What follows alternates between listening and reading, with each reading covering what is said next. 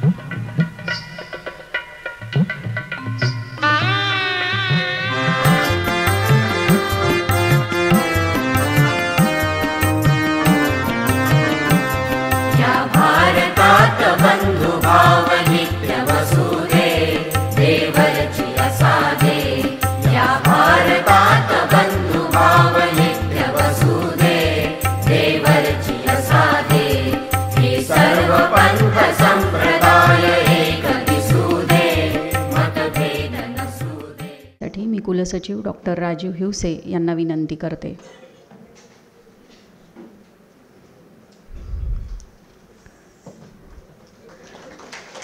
प्रकुलगुरू doctor Sanjay दुधे यांचे स्वागत कुलसचिव डॉक्टर राजीव हिवसे करतील. आजचे प्रमुख वक्ते विश्वस्नेह फाउंडेशनचे संस्थापक आणि अध्यक्ष माननीय डॉक्टर प्रशांत ठाकरे यांचे स्वागत कुलसचिव डॉक्टर राजीव हिवसे करतील.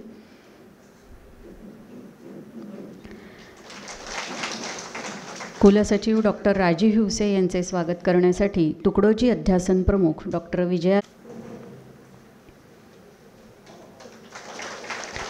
मान्यवरांचे धन्यवाद. कृपया स्थानापन्न व्हावे.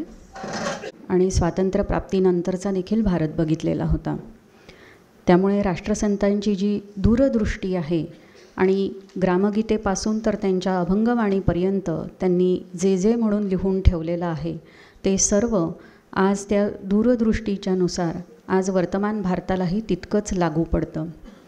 आज महाराजांची पुण्यतिथी आणि आपणा सर्वांना माहीतच आहे की मागल्या वर्षीपासून राष्ट्रसंत तुकडोजी महाराज नागपूर विद्यापीठाचा शताब्दी महोत्सव सुरू झालेला आहे आणि या महोत्सवाअंतर्गत विविध उपक्रम विविध कार्यक्रमांचे आयोजन सतत होत आहे. त्या उपक्रमांपैकीच एक म्हणजे राष्ट्रसंत व्याख्यानमाला. या व्याख्यानमालेअंतर्गत याआधीही अतिशय सुंदर आणि उद्बोधक अशा विषयांवरती एक एक व्याख्यानपुष्प इथे वाहिल्या गेलेलं आहे. त्यातलेच आज हे पुढचे व्याख्यानपुष्प सादर होणार आहे. आजच्या या पुण्यतिथी दिनानिमित्त प्रास्ताविक आणि प्रमुख अतिथींचा परिचय करून देण्यासाठी तुकडोजी अध्यासन प्रमुख डॉक्टर विजयालक्ष्मी थोटे यांना आमंत्रित करते.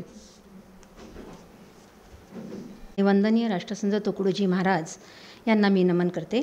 आज राष्ट्रसंत तुकडोजी महाराज यांची 55वी पुण्यतिथी आणि राष्ट्रसंत व्याख्यानमालेचे 6वे पुष्प राष्ट्रविकासाचे अपरिहार्य तत्त्वज्ञान आणि राष्ट्रसंत तुकडोजी महाराज या विषयावर गुंफले जाणार आहे. आजच्या कार्यक्रमाचे अध्यक्ष माननीय डॉक्टर चौधरी सर, कुलगुरू राष्ट्रसंत तुकडोजी महाराज नागपूर विद्यापीठ नागपूर. प्रमुख उपस्थिती डॉक्टर दुधे सर, राष्ट्रसंत तुकडोजी महाराज नागपूर विद्यापीठ नागपूर. डॉक्टर हिवसे सर, कुलसचिव राष्ट्रसंत तुकडोजी महाराज नागपूर विद्यापीठ नागपूर. आजच्या कार्यक्रमाचे वक्ते प्राध्यापक डॉक्टर प्रशांत ठाकरे सर, संस्थापक अध्यक्ष विश्वस्नेह फाउंडेशन. माननीय डॉक्टर शेखराम येवळेकर सर, विद्यापीठातील सर्व सन्माननीय अधिकारी पदाधिकारी, सर्व विद्याशाखांचे सन्माननीय अधिष्ठाता, शताब्दी महोत्सव समितीचे सर्व समन्वयक, व्यवस्थापन परिषदेचे सन्माननीय सदस्य, उपस्थित सर्व विभागांचे विभाग प्रमुख, प्राचार्य तथा प्राध्यापक वर्ग, श्री गुरुदेव सेवा मंडळाचे सर्व सन्माननीय पदाधिकारी, उपस्थित विद्यार्थी आणि सर्व श्रोते. आज राष्ट्रसंतांची 55वी पुण्यतिथी आहे. महाराज म्हणतात, मृत्यू असो वा जन्मादी उत्सव यांचा नको नुसता गौरव. जयंती पुण्यतिथीचा नुसता उत्सव साजरा न करता थोरा मोठ्यांच्या विचारांनुसार मार्गक्रमण करण्याची आवश्यकता आहे. म्हणून महाराजांनी देखील आपली ग्रामजयंतीसुद्धा जन्मदिनसुद्धा ग्रामजयंती म्हणून साजरा करण्यास सांगितले होते. राष्ट्रसंतांना राष्ट्रविकासाची तळमळ होती, पण त्यासाठी प्रथम त्यांनी गाव हे केंद्र मानले. त्यांनी ग्रामोन्नतीवर भर दिला. राष्ट्रसंतांनी ग्रामविकासातून नवभारत निर्मिती संबंधीचे कृतिशील तत्त्वज्ञान आपल्या अनुभवाच्या आधारे ग्रामगीतेतून सांगितलेले आहे. राष्ट्रसंत म्हणतात, मानव मात्रांचे प्रथम माहेर, आपुले गाव त्यातील घर, यातूनी प्रगती करीन सुंदर, पुढे जावे विश्वाच्या. सर्व ग्रामवासियांनी आपले गाव हेच आपले तीर्थक्षेत्र समजून आदर्श ग्रामनिर्मितीचा संकल्प केला तर प्रत्येक गावाचा विकास होईल व राष्ट्रविकास साधला जाईल. स्मार्ट सिटी निर्माण करण्यावर आज सर्वांचा कल असला तरी स्मार्ट व्हिलेज निर्मिती व्हायला हवी, त्याशिवाय देशाचा खरा विकास संभवतच नाही. हे राष्ट्रसंतांना ठाऊक होतं. राष्ट्रसंतांनी त्यासाठी समाज मनात चेतना जागविली. ते म्हणतात, आओ सुंदर देश बनाए, सुंदर अपना गाव बनाए. तसेच उठा उठा श्रीमंतांनो, अधिकाऱ्यांनो, पंडितांनो, सुशिक्षितांनो, साधुजनांनो, हाक आली क्रांतीची, गावागावाशी जागवा, भेदभाव समूळ मिटवा, उजळा ग्रामोन्नतीचा दिवा तुकड्या म्हणे. अशी कळकळीची साथ महाराज तुम्हा आम्हा सगळ्यांना घालतात आहे. राष्ट्रविकासासाठी राष्ट्रसंतांच्या विचारांची आजही नितांत आवश्यकता आहे आणि म्हणून त्यांचं तत्त्वज्ञान आज देखील आपण अंगीकारण्याची आवश्यकता आहे. त्यासंबंधीचे जे विचार आहेत ते आजचे वक्ते जे आहेत ते आपल्यापुढे मांडणारच आहेत. आजचे वक्ते प्राध्यापक डॉक्टर प्रशांत ठाकरे सर हे मोरगाव, जिल्हा अकोला येथून आलेले आहेत. त्यांचा जन्म शेतमजूर कुटुंबात झालेला आहे. त्यांना MA मराठीत गोल्ड मेडल मिळालेलं आहे. ते अखिल भारतीय गुरुदेव सेवा मंडळ, गुरुकुंज आश्रम मोजरी येथे प्रचारक म्हणून जबाबदारी सांभाळतात. विश्वस्नेह फाउंडेशनचे ते संस्थापक आहेत. शब्दसंस्कार वक्तृत्व अकॅडमीचे संचालक आहेत. तसेच राष्ट्रीय युवा प्रबोधनकार, कीर्तनकार, भागवत प्रवक्ते, कवी व लेखक आहेत. सामाजिक कार्यकर्तेही आहेत. निराधार मुलांचे पालकत्व स्वीकारून त्यांना शिक्षण व आदर्श संस्कारांचे शिक्षण देण्याचे कार्य ते करतात. आतापर्यंत 16 मुलांचे पालकत्व स्वीकारून दायित्व त्यांचं सुरू आहे. आजपर्यंत ग्रामीण व नागरी क्षेत्रात 2000पेक्षा अधिक कार्यक्रमात त्यांनी सहभाग घेतलेला आहे. आंतरराष्ट्रीय स्तरावर नेपाळलाही कार्यक्रमात ते सहभागी झालेले आहेत. ग्रामगीता व शिवाजी महाराज आदी विषयांवर त्यांचे प्रबोधनात्मक कार्य सुरू असते. तसेच राष्ट्रधर्म प्रचार समिती, गुरुकुंज सुसंस्कार शिबिरांमधून हजारो विद्यार्थ्यांना सुसंस्कारांची शिकवण व निर्व्यसनी निरुपद्रवी जीवन जगण्याचे प्रशिक्षण देण्याचे कार्य सुरू असते. त्यांनी फार कमी वयात केलेल्या कार्यामुळे त्यांना आतापर्यंत अनेक पुरस्कार प्राप्त झालेले आहेत. सन 2019मध्ये 7वे अखिल भारतीय मराठी संत साहित्य संमेलन अर्जुनी मोरगाव या ठिकाणी त्यांना राज्याचे माननीय उपमुख्यमंत्री देवेंद्र फडणवीस यांच्या हस्ते शेकडो तरुणांना निर्व्यसनी केल्याबद्दल व मानवतेच्या विचारांचे कमी वयात केलेल्या प्रबोधन कार्यासाठी युवा प्रबोधनकार म्हणून त्यांना गौरविण्यात आलेले आहेत. आजपर्यंत 200पेक्षा जास्त वक्तृत्व स्पर्धांमध्ये त्यांना प्रथम क्रमांक प्राप्त झालेला आहे. सन 2023 साली तरुणाई फाउंडेशन कुटासातर्फे दिला जाणारा प्रबोधन सेवा पुरस्कार त्यांना प्राप्त झाला आहे. सन 2015 साली निंबाले अहमदनगर यांच्यातर्फे दिला जाणारा युवक रत्न पुरस्कार मिळालेला आहे. अखिल भारतीय श्री गुरुदेव सेवा संघटनतर्फे श्री गुरुदेव युवा गुणवत्ता पुरस्कार प्राप्त झालेला आहे. 2015 साली हुतात्मा राजगुरू विचारमंच खेडतर्फे महाराष्ट्राचा प्रवक्ता पुरस्कारही त्यांना मिळालेला आहे. 2014 साली पाबळजी पुणेतर्फे दिला जाणारा सर्वोत्तम युवा वक्ता पुरस्कारही त्यांना देऊन त्यांचा गौरव करण्यात आलेला आहे. पुणे विद्यापीठाअंतर्गत आंतरराष्ट्रीय विद्यापीठ मराठी वक्तृत्वासाठी सुवर्ण किताब पुरस्कार त्यांना मिळालेला आहे. त्यांचे विचार, अशा श्रेष्ठ वक्त्याचे विचार आज आपण ऐकणार आहोत. धन्यवाद. आजच्या या व्याख्यान पुष्पसाठी अतिशय व्यासंगी आणि अभ्यासपूर्ण असे व्यक्तिमत्व लाभलेले आहेत. धन्यवाद मॅडम.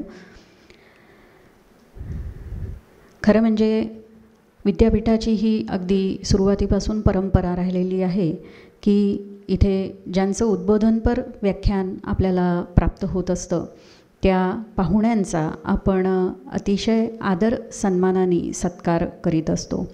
तेव्हा मी कार्यक्रमाचे प्रमुख अतिथी आणि वक्ते माननीय डॉक्टर प्रशांत ठाकरे यांचा मानचिन्ह, ग्रामगीता, शाल व श्रीफळ देऊन सत्कार करण्यासाठी माननीय कुलगुरू डॉक्टर सुभाष चौधरी यांना विनंती करते.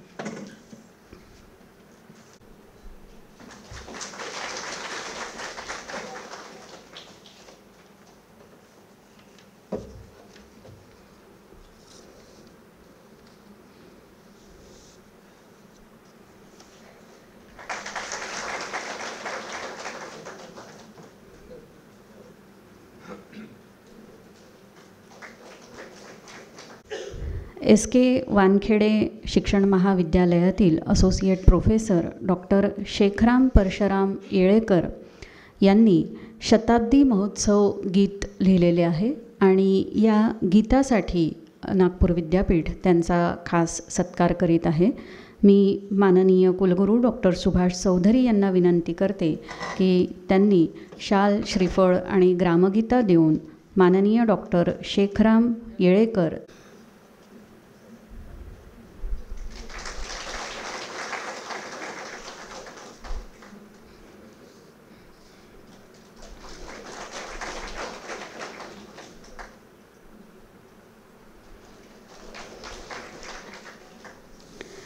करण्यात येणार आहे. सर्वप्रथम रवींद्र विश्वनाथ भुरे यांना पहिले पारितोषिक प्रदान होत आहे. माननीय कुलगुरू आणि अतिथींना विनंती की त्यांनी रवींद्र विश्वनाथ भुरे यांना पहिल्या पारितोषिकाचे प्रमाणपत्र देऊन कौतुक आणि गौरव करावा.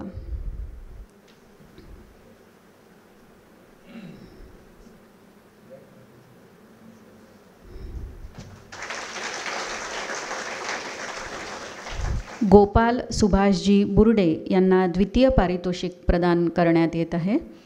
गोपाल सुभाषजी बुर्डे, मला असं वाटते ते अनुपस्थित आहे.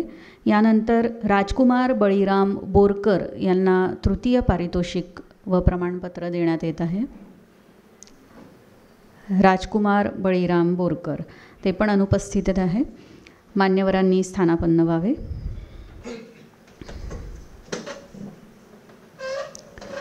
करायला विनंती करते.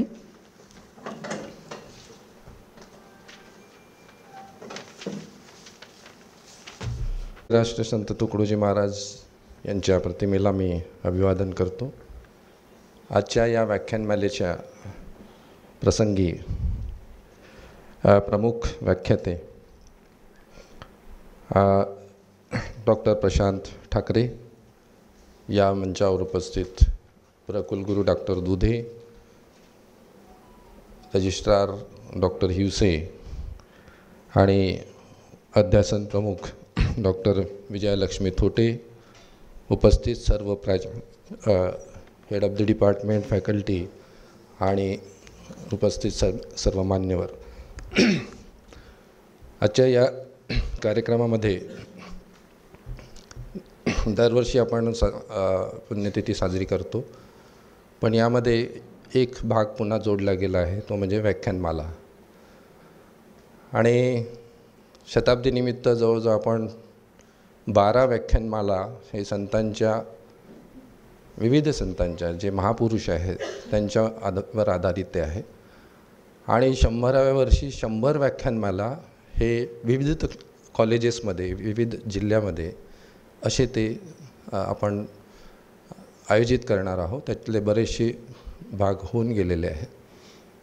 पहिला जो व्याख्यानमाला सुरू झाली होती 100पैकी ती सेवादल महाविद्यालयामध्ये, जिथे पहिल्या व्याख्यानाची सुरुवात झालेली होती.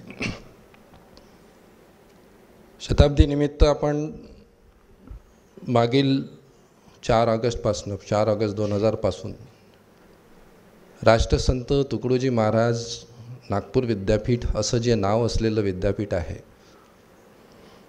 त्या राष्ट्रसंतांच्या विचारावर विद्यापीठ काय करतं आहे हे जर आपल्याला विचारलं तर आपल्याला काही उत्तर देता आली पाहिजे, म्हणून आपण एक अभियान सुरू केलेलं होतं. आताच डॉक्टर विजयलक्ष्मी थोटे यांनी आपल्या सुरुवातीच्या प्रस्तावनामध्ये म्हटलेलं आहे. आणि जे महत्त्वाचं होतं ते सगळं त्यांनी बरोबर परफेक्ट या क्षणी ठेवलेलं आहे की फक्त पुण्यतिथी आणि जयंती महात्म्याची म्हणून चालणार नाही, तर त्यांनी लिहिलेलं जे काही आहे, साहित्य असो किंवा मार्गदर्शन असो, ते जर इम्प्लिमेंट होत नसेल तर या सगळ्या आयोजनाचा अर्थ नाही. स्वतः राष्ट्रसंत या गोष्टीवर भर देतात. आणि म्हणून विद्यापीठ या नात्याने जर आपण पाऊल उचललं नाही तर कदाचित आपण त्या नावाला साजेल असं कार्य करत नाही. राष्ट्रसंतांच्या नावाचं जे विद्यापीठ आहे त्याला साजेलचं असं काम करत नाही असा त्याचा अर्थ निघू शकतो. आणि म्हणूनच 2022ला 4 ऑगस्ट 2022 नंतर जे आपण पाऊल उचललं होतं, जे राष्ट्रसंतांचं म्हणणं होतं की ग्रामविकास म्हणजेच देशविकास, आणि जोपर्यंत तिथे पोचणार नाही तोपर्यंत ग्रामविकासही होणार नाही. आणि ह्या सगळ्या त्यांच्या सांगितलेल्या ज्या काही गोष्टी आहे त्यांना अनुसरून आपण ह्या सगळे पाऊल उचललेले आहे. म्हणून रिचिंग टू अनरिच्ड म्हणजे शेवटल्या घटकापर्यंत पोहोचण्याचं जे उद्देश, जे मिशन हाती घेतलेलं आहे ते सुरू झालेलं आहे. फक्त प्लॅनिंग करायला आपल्याला बराच वेळ लागला. सगळ्या रिसर्च सेंटर्स असो, सरकारी यंत्रणा असो, NGOज असो आणि वैयक्तिक सहभाग होणारे अशा बऱ्याचशा एक्सपर्ट्स असो किंवा प्रोफेशनल्स असो, या सगळ्यांच्या माध्यमातून ज्या गोष्टी घडत आहे किंवा घडणार आहे त्या यावर्षी पूर्ण करायच्या आहे. आणि सांगायला हर्ष होत आहे की खूप साऱ्या योजना आपण सुरू केलेल्या आहे आणि गावोगावी ते सुरू झालेल्या आहे. सगळ्यात आश्चर्य किंवा सगळ्यात जास्त आम्हाला जे कौतुक वाटतं ते भंडारा जिल्ह्याचं. भंडारा जिल्ह्याचे डिस्ट्रिक्ट कलेक्टर यांनी जो उत्साह दाखवला त्याच्यामध्ये आतापर्यंत 4 मीटिंग्स आमच्या भंडारा डिस्ट्रिक्ट कलेक्टरला च्या ऑफिसमध्ये त्यांच्या सगळ्या नोडल ऑफिसरसोबत झाल्या आणि त्यांचं इम्प्लिमेंटेशन सुरू झालं. आता या कार्यक्रमामध्ये या पूर्ण वर्षभरामध्ये आपण काय काय घेणार आहे तर खूप साऱ्या गोष्टी घेणार. हे आपण नेहमी मी माझ्या ह्याच्यात सांगत असतो, लहान्यापासून मोठेपर्यंत, शिक्षितापासून अशिक्षितापर्यंत, स्त्री असो पुरुष असो कोणीही सगळी भाग घेऊ शकतात असा तो कार्यक्रम आहे. मग ते सांस्कृतिक असो, ते आपला क्रीडाचं असो किंवा शैक्षणिक असो किंवा उद्योजकतेचं असो किंवा कृषी आधारित असो, ह्या सगळ्या गोष्टी आपण घेतो आहे. हेल्थ अवेअरनेस असो, लिगल अवेअरनेस असो, हे सगळं आपण घेतो आहे आणि तिथपर्यंत पोहोचवतो आहे. विद्यापीठाने पाऊल जरी हाती घेतलं तरी विद्यापीठाकडे मोठी जी शक्ती आहे, कारण आम्ही ज्या वेळेला शासकीय यंत्रणेशी बोलतो, यंत्रणा खूप आहे, योजना खूप आहे, परंतु ती तिथपर्यंत पोहोचवण्याला जी नेटवर्क आहे तो कमी पडतो आहे किंवा नाहीच आहे. त्याच्यामुळे बऱ्याचशा गोष्टी कागदावर आहे. आणि म्हणूनच आपली ताकद काय आहे विश्वविद्यालयाची, तर आपल्याकडे खूप मोठे रिसर्च सेंटर्स इथेच आहे. रिसर्च सगळं करतो, पण आपण त्यांच्या विकासाकरता, लोकलच्या विकासाकरता करतो का, हा आपण आता कुठेतरी याबद्दल विचार करण्याची गरज आहे. कारण पंतप्रधानांनी एक नारा दिला होता, लोकल टू ग्लोबल. आपण ग्लोबल टू लोकल आणण्यात खूप आपला टाईम अँड एनर्जी वेस्ट करतो, पण ग्लोबल टू लोकलमध्ये जाण्याकरता आपण जर त्या दिशेने वळलो तर कदाचित एक दिवस चायनासारखा आपणही एक्सपोर्टर बनू शकतो. आणि म्हणूनच भंडारा डिस्ट्रिक्ट कलेक्टरसोबत जी आमची चर्चा झाली की त्यातले नैसर्गिक संसाधनं सांगा काय काय आहे, तुमच्या फॉरेस्ट एरियामध्ये काय काय उपलब्ध आहे, तुमच्याकडे किती तळे आहे, किती नदी आहे, किती पाण्याचा साठा आहे, आणखी कोणकोणत्या स्किल इथे आहे जे खूप वर्षापासून चालू आहे. या सगळ्या गोष्टीची माहिती आपल्याला स्टॅटिस्टिकल डेटा त्या कलेक्टरनी दिलेली आहे. आणि त्याच्या आधारावर आपण खूप साऱ्या गोष्टी, मग ते त्यांचे व्यवसाय असो, त्यांचे शेती विषयक काही न्यू टेक्नॉलॉजी असो किंवा विद्यार्थ्यांना IT स्केलमध्ये लागणारं स्किल असो, आणि उद्योग जर टाकायचा असेल तर उद्योग टाकण्याकरता जे हँड होल्डिंग फॅसिलिटी आहे ती कशी देता येईल ही सुद्धा आहे. त्यांना स्किल देण्याकरता लागणारा जो काही स्किल डेव्हलपमेंटसाठी येणारा ट्रेनिंगचा खर्च तोही शासनाने आम्ही तीही यंत्रणा टॅप केलेली आहे. आपल्याकडे सेरिकल्चर डिपार्टमेंट आहे, बॉटनी डिपार्टमेंट आहे, बायोटेक्नॉलॉजी आहे, खूप साऱ्या अशा डिपार्टमेंट आहेत ज्याचा जिथलं झालेलं कार्य तिथपर्यंत पोहोचवता येते. आणि या कार्यक्रमामध्ये जेव्हा आम्ही 2 अशा पॉकेटमध्ये जेव्हा व्हिजिट दिल्या, धरणग्रस्त एरिया आहे, म्हणजे आता गोसीखुर्द जे प्रकल्प आपण बघितला आहे तिथे जवळजवळ 90च्या वरती मोर दॅन 90 विलेजेस हे अफेक्टेड आहे. त्यांच्या जमिनी गेलेल्या आहे, शेती गेलेली आहे पाण्यात. म्हणजे आता जेव्हा धरण बनतं तेव्हा त्यांना शासनाला ते द्यावं लागतं आणि त्याची किंमत खूप कमी मिळते त्यावेळेला, शेतीची किंमत. म्हणजे आम्ही जेव्हा त्यांच्याशी चर्चा करतो, ऑन फील्ड जेव्हा गेलो, म्हणजे 4 लाख एकरनी घेतलेली शेती आम्हाला त्याचा मोबदला 1 लाख एकर पर एकर मिळालेली आहे. म्हणजे पैसा जास्त लागला. समजा त्यांच्याकडे 15 एकर शेती असेल तर 4च एकर किंवा 5च एकर विकत घेता आली दुसरीकडे, अशी या स्थितीमध्ये. आता त्यांच्याकडे कोणतीही शेती नाही. जो काही पैसा होता मुलांच्या शिक्षणाकरता लावला. घरच्या बाया हे कामाला जातात, कारण पुरुषांसाठी आसपास कामाला काहीही उद्योग नाही. आणि मग घर कसं चालवायचं, तर तिथल्या लेडीज ह्या अशा ग्रुपनी, कोणी असं जसं कॉन्ट्रॅक्टर असतो, लेबर कॉन्ट्रॅक्टर, तो कुठेतरी दूर 25, 30, 40 किलोमीटर दूर त्यांना ह्या बाया त्या मॅटॅडोरमध्ये बसून तिथे नेतात. पूर्ण दिवसभर कार्य करतात आणि 125-150 रुपये रोज त्यांना मिळतं. आणि त्यांना घरून निघण्यापासून घरी परत येतपर्यंत 14 तास लागतात. तेवढं करूनही त्यांना तेवढ्या पैशामध्ये घर चालवायचं. म्हणजे आपण जेव्हा तुम्ही जाल तिथे तेव्हा अशी दया येते की आपण काय करू शकतो. इतकी बिकट परिस्थिती आहे. त्यांना घरं दिलेलं आहे, त्यांना जागा दिलेल्या आहे, सगळं दिलेलं आहे, पण रोजच्या खाण्याकरता काहीच नाही आहे. दुसऱ्या याच्या म्हणजे हे नागपूरचे मेजर पोर्शन नागपूरवाला आहे जो एफेक्टेड होता. भंडाऱ्याच्याच तिकडला नदीच्या तिकडे म्हणजे धरणग्रस्ताचं दुसरा साईड भंडारा, तिथेसुद्धा तेच हाल आहे. म्हणजे अशा बऱ्याचशा गोष्टी आहे जिथे ग्राम सोडा त्याच्याही पेक्षा दयनीय स्थिती. ग्रामीण भागामध्ये शेती तरी असेल, यांच्याकडे तेही नाही आहे. आणि असे जवळजवळ 90 मोर दॅन 90 हे वसाहती तयार आहे. तिथे त्यांना दुकानं बनवून दिलेले आहे, शाळा बनवून दिलेल्या आहे, मार्केट बनवून दिलं आहे, सगळं खाली. विकत कोण घेणार, पैसाच नाही. म्हणून या सगळ्या गोष्टीचा जर आपण तिथे विचार केला, सगळ्या गोष्टी आहे म्हणजे शासनाच्या खूप योजना आहे, पैसा आहे, सगळ्या तिथपर्यंत पोहोचत नाही. मग आपण काय करायचं, तर ज्या ज्या योजना आहे, ज्या ज्या रिसर्च सेंटर आहे, जे युनिव्हर्सिटीज आहे, ह्या सगळ्यांना कनेक्ट दी डॉट म्हणतो, या सगळ्यांना जोडायचं, एक माला तयार करायची आणि सगळ्यांनी मिळून तो ग्रामविकास कसा करता येईल.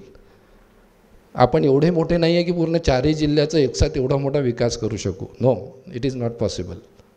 पण एखादा मॉडेल एका जिल्ह्यामध्ये जर सर्व स्वयंस्फूर्त गाव जर तयार केलं तर ते बाकीला एक एक्झाम्पल होईल, आयडियल एक्झाम्पल होईल आणि ते फॉलो करतील. हा आपला संकल्प आहे. आपल्याकडे मोठी ताकद कोणती आहे, तर आपल्याकडे आपल्या विद्यापीठाचे खूप सारे कॉलेजेस इंटिरियर भागामध्ये आहे. एवढा मोठा नेटवर्क आहे, 500च्या वर कॉलेजेस आहे आपले. आणि प्रत्येक कॉलेजमध्ये आसपासच्या 20-25 खेड्यातले मुलं तिथे येतात. त्याच्यामुळे प्रत्येक गावातला कनेक्ट आपल्या विद्यापीठाचा कुठून ना कुठून आहे. म्हणून आपण आता जे अकॅडमिक ऑडिटमध्ये कंपल्शन एक पार्ट ठेवलेला आहे, उन्नत भारत अभियान, जे संकल्प UGCने मांडलेला आहे, त्याच्या माध्यमातून ह्या विकासामध्ये सगळ्या विद्यार्थ्यांना गोवायचा आहे. हा मोठा नेटवर्क, जी स्ट्रेंथ आहे, यूथ फोर्स हा आपल्याकडे आहे. याचा जर वापर केला आणि आपण सगळ्यांनी, मी अपील करतो ज्याच्यामध्ये हा आपला इम्प्लिमेंटेशनचं वर्ष आहे 100वा आणि तुकडोजी महाराजांचं नाव आहे, तर आपल्यानी थोडंसं नाही पूर्ण वेळ म्हणजे थोडा वेळ जर दिला, थेंबे थेंबे तळे साचे म्हणते, असं पूर्ण करू शकत नसेल चालेल, पण कुठेतरी नाही मला हे एक काम द्या मी एवढं करून देईल, तर कदाचित खूप मोठं काम होईल, ते भोरी काम होईल. आणि गरज आहे असं वाटलं पाहिजे की विद्यापीठ ही फक्त परीक्षा घ्यायला किंवा डिग्री वाटायला नाही, तर इथल्या प्रत्येक व्यक्ती या जिल्ह्यात विद्यापीठाच्या अंतर्गत येणारे जे काही क्षेत्र आहे या प्रत्येक घटकाची काळजी घेते. मग ते इंडस्ट्रियलिस्ट असो, ते शेतकरी असो, ते विद्यार्थी असो, ते कामगार असो, त्याला कुशल कामगार कसं करता येईल, या सगळ्या गोष्टीकडे जेव्हा आपण लक्ष द्यायला लागू तेव्हा त्यांना वाटेल की university is only the solution. आपल्याला याचा मार्ग विद्यापीठ काढू शकतं हे असं वाटायला पाहिजे. विद्यापीठ सगळ्यांची असं त्यांना वाटायला पाहिजे. म्हणून आपण स्किल डेव्हलपमेंट सेंटर सुरू केलेलं आहे आणि मोर दॅन 100 स्किल्सच्या ट्रेनिंग सुरू केलं आहे. याच्यामध्ये आता ग्रॅज्युएशनमध्येच ॲडमिशन घेतली पाहिजे जरुरी नाही. एखादा ड्रॉपआउट स्टुडंटसुद्धा तिथे आपल्या याच्यात रजिस्टर करू शकतो आणि तो आपला एनरोल्ड स्टुडंट राहील. जरुरी नाही त्यांनी डिग्री घेणं, कारण आता येणारा काळ स्किलवर आहे आणि स्किल घेतलं की तो नोकरीला लागतो, डिग्री घेतल्यावर कदाचित लागणार नाही. आणि म्हणूनच या स्किल करता आज जे मीटिंग आहे टाटा कन्सल्टन्सी सर्व्हिसेस याच्या संदर्भामध्ये जे उद्यापासून आपण training of teachers and awareness of student या सगळ्या आहे 12, 13 आणि 16 एकेका जिल्ह्यामध्ये, आणि ते टाटा कन्सल्टन्सीचे लोक घेणार आहे. ते अवेअरनेस देणार आहे की आता गरज काय आहे आणि विद्यार्थ्यांना काय काय करता येईल या क्षेत्रामध्ये.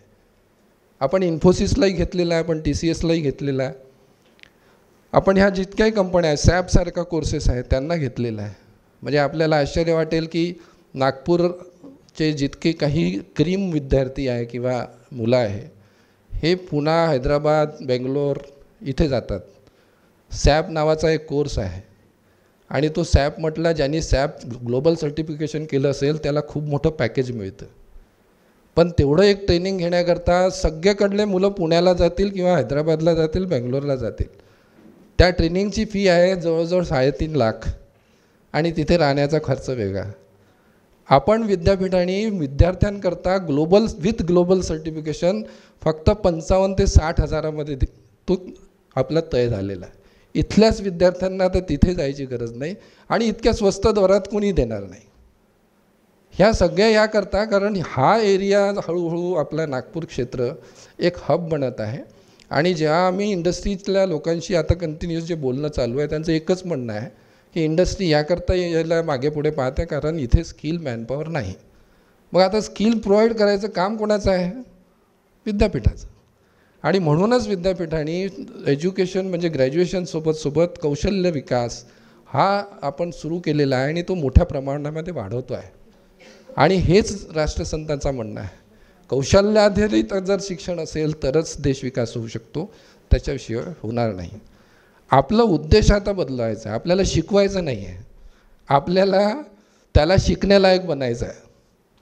बस एवढं जरी आपण केलं आणि इथलं सोशिओ इकॉनॉमिक डेव्हलपमेंट करायचं आहे हा उद्देश ठेवला तर हे शिक्षण देणं हे सेकंडरी होऊन जातं. म्हणून आपल्याला शिकवायचं आहे बाबा, शिकवण्याकरता आलं असं नाही, आपण ग्राम विकास करण्या किंवा देश घडवण्याकरता आहे आणि ते आपलं कर्तव्य आहे. एवढं जर म्हटलं तर मला वाटते आपण खूप साऱ्या गोष्टी करू शकू.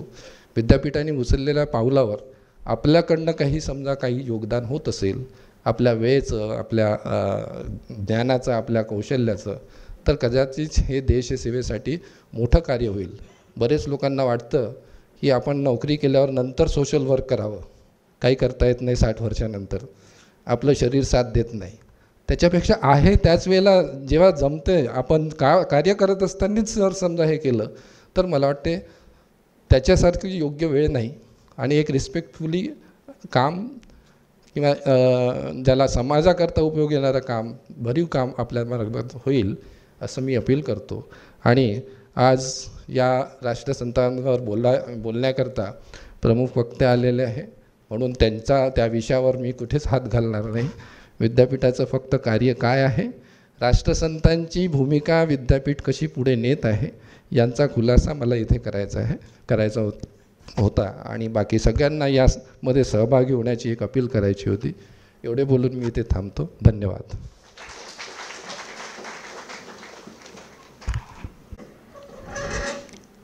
प्रमाणपत्र वितरणामध्ये द्वितीय आणि तृतीय पारितोषिक प्रमाणपत्र घेण्यासाठी मगाशी जे आले नव्हते ते उपस्थित झालेले आहेत, तेव्हा मी माननीय कुलगुरूंना 1-2 क्षण थांबण्याची विनंती करेल.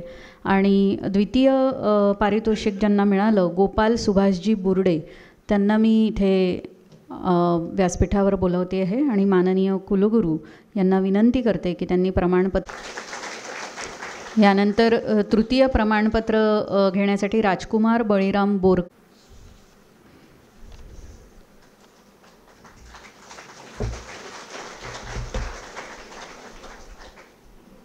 साली विदर्भ गोंडवाना भागातील सत्याग्रही शिबिरांमध्ये महाराजांनी गायलेल्या झूठी गुलामशाही क्या डर बता रही है या व अशा भजनांमुळे राष्ट्रीय चळवळींमध्ये उत्साह संचारलेला होता.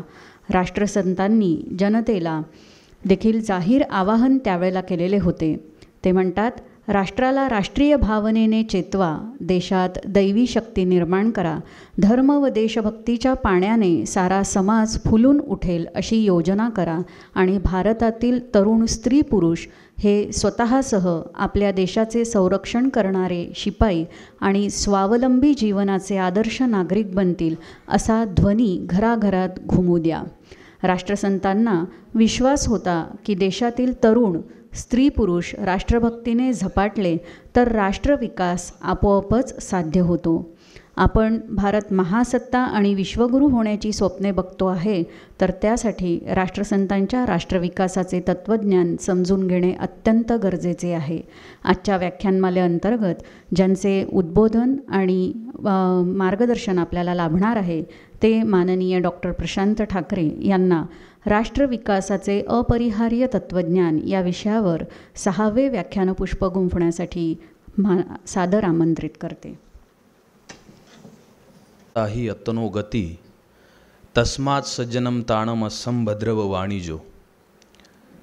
जिस प्रकार व्यापारी अपने घोड़ों को काबू में रखकर व्यापार करता है, उसी प्रकार जो आदमी अपने विचारों को बस में रखकर जीवन जीने का प्रयास करता है, वही सच्चे मायने में इंसान कहलाता है. असा 2500 वर्षापूर्वी ज्यांनी या जगाला संदेश दिला ते सर्वोत्तम भूमिपुत्र सिद्धार्थ तथागत भगवान गौतम बुद्ध. वेदासी विटाळ शास्त्रासी विटाळ काय मंगळ विटाळासी, विष्णूसी विटाळ ब्रह्मासी विटाळ काय मंगळ विटाळासी. जन्मता विटाळ मरता विटाळ, चोखा मने विटाळ आदिअंती. असा विद्रोहाचा पहिला हुंकार काढणारे संत कवी चोखोबा महाराज, ज्यांनी समतेच्या नुसत्या गप्पा केल्या नाहीत तर समता आपल्या जीवनामध्ये उतरवली, असे सर्व मानवतावादी महापुरुष. आणि समता ही राजांच्या व्यासपीठावरून कशी आचरणातून प्रदर्शित व्हायला पाहिजे हे ज्यांनी दाखवून दिलं, तेली माळी कुंभार चांभार महार मातंग पाटील देशमुख या सगळ्या भिंतीच्या पलीकडे जाऊन 18 पगड जातीच्या लोकांचं स्वराज्य स्थापन केलं. ज्यांच्याबद्दल हिंदीमधला कवी प्रदीप असं म्हणतो की देखो मुल्क मराठों का ये यहाँ शिवाजी डोला था, मुगलों की ताकत को उसने तलवारों पे तोला था. हर पर्वत पर आग लगी थी, हर पत्थर एक शोला था. बोली हर हर महादेव की, बच्चा बच्चा बोला था. वीर शिवाजी ने रखी थी लाज हमारे शान की, और इस मिट्टी से तिलक करो, ये धरती है बलिदान की.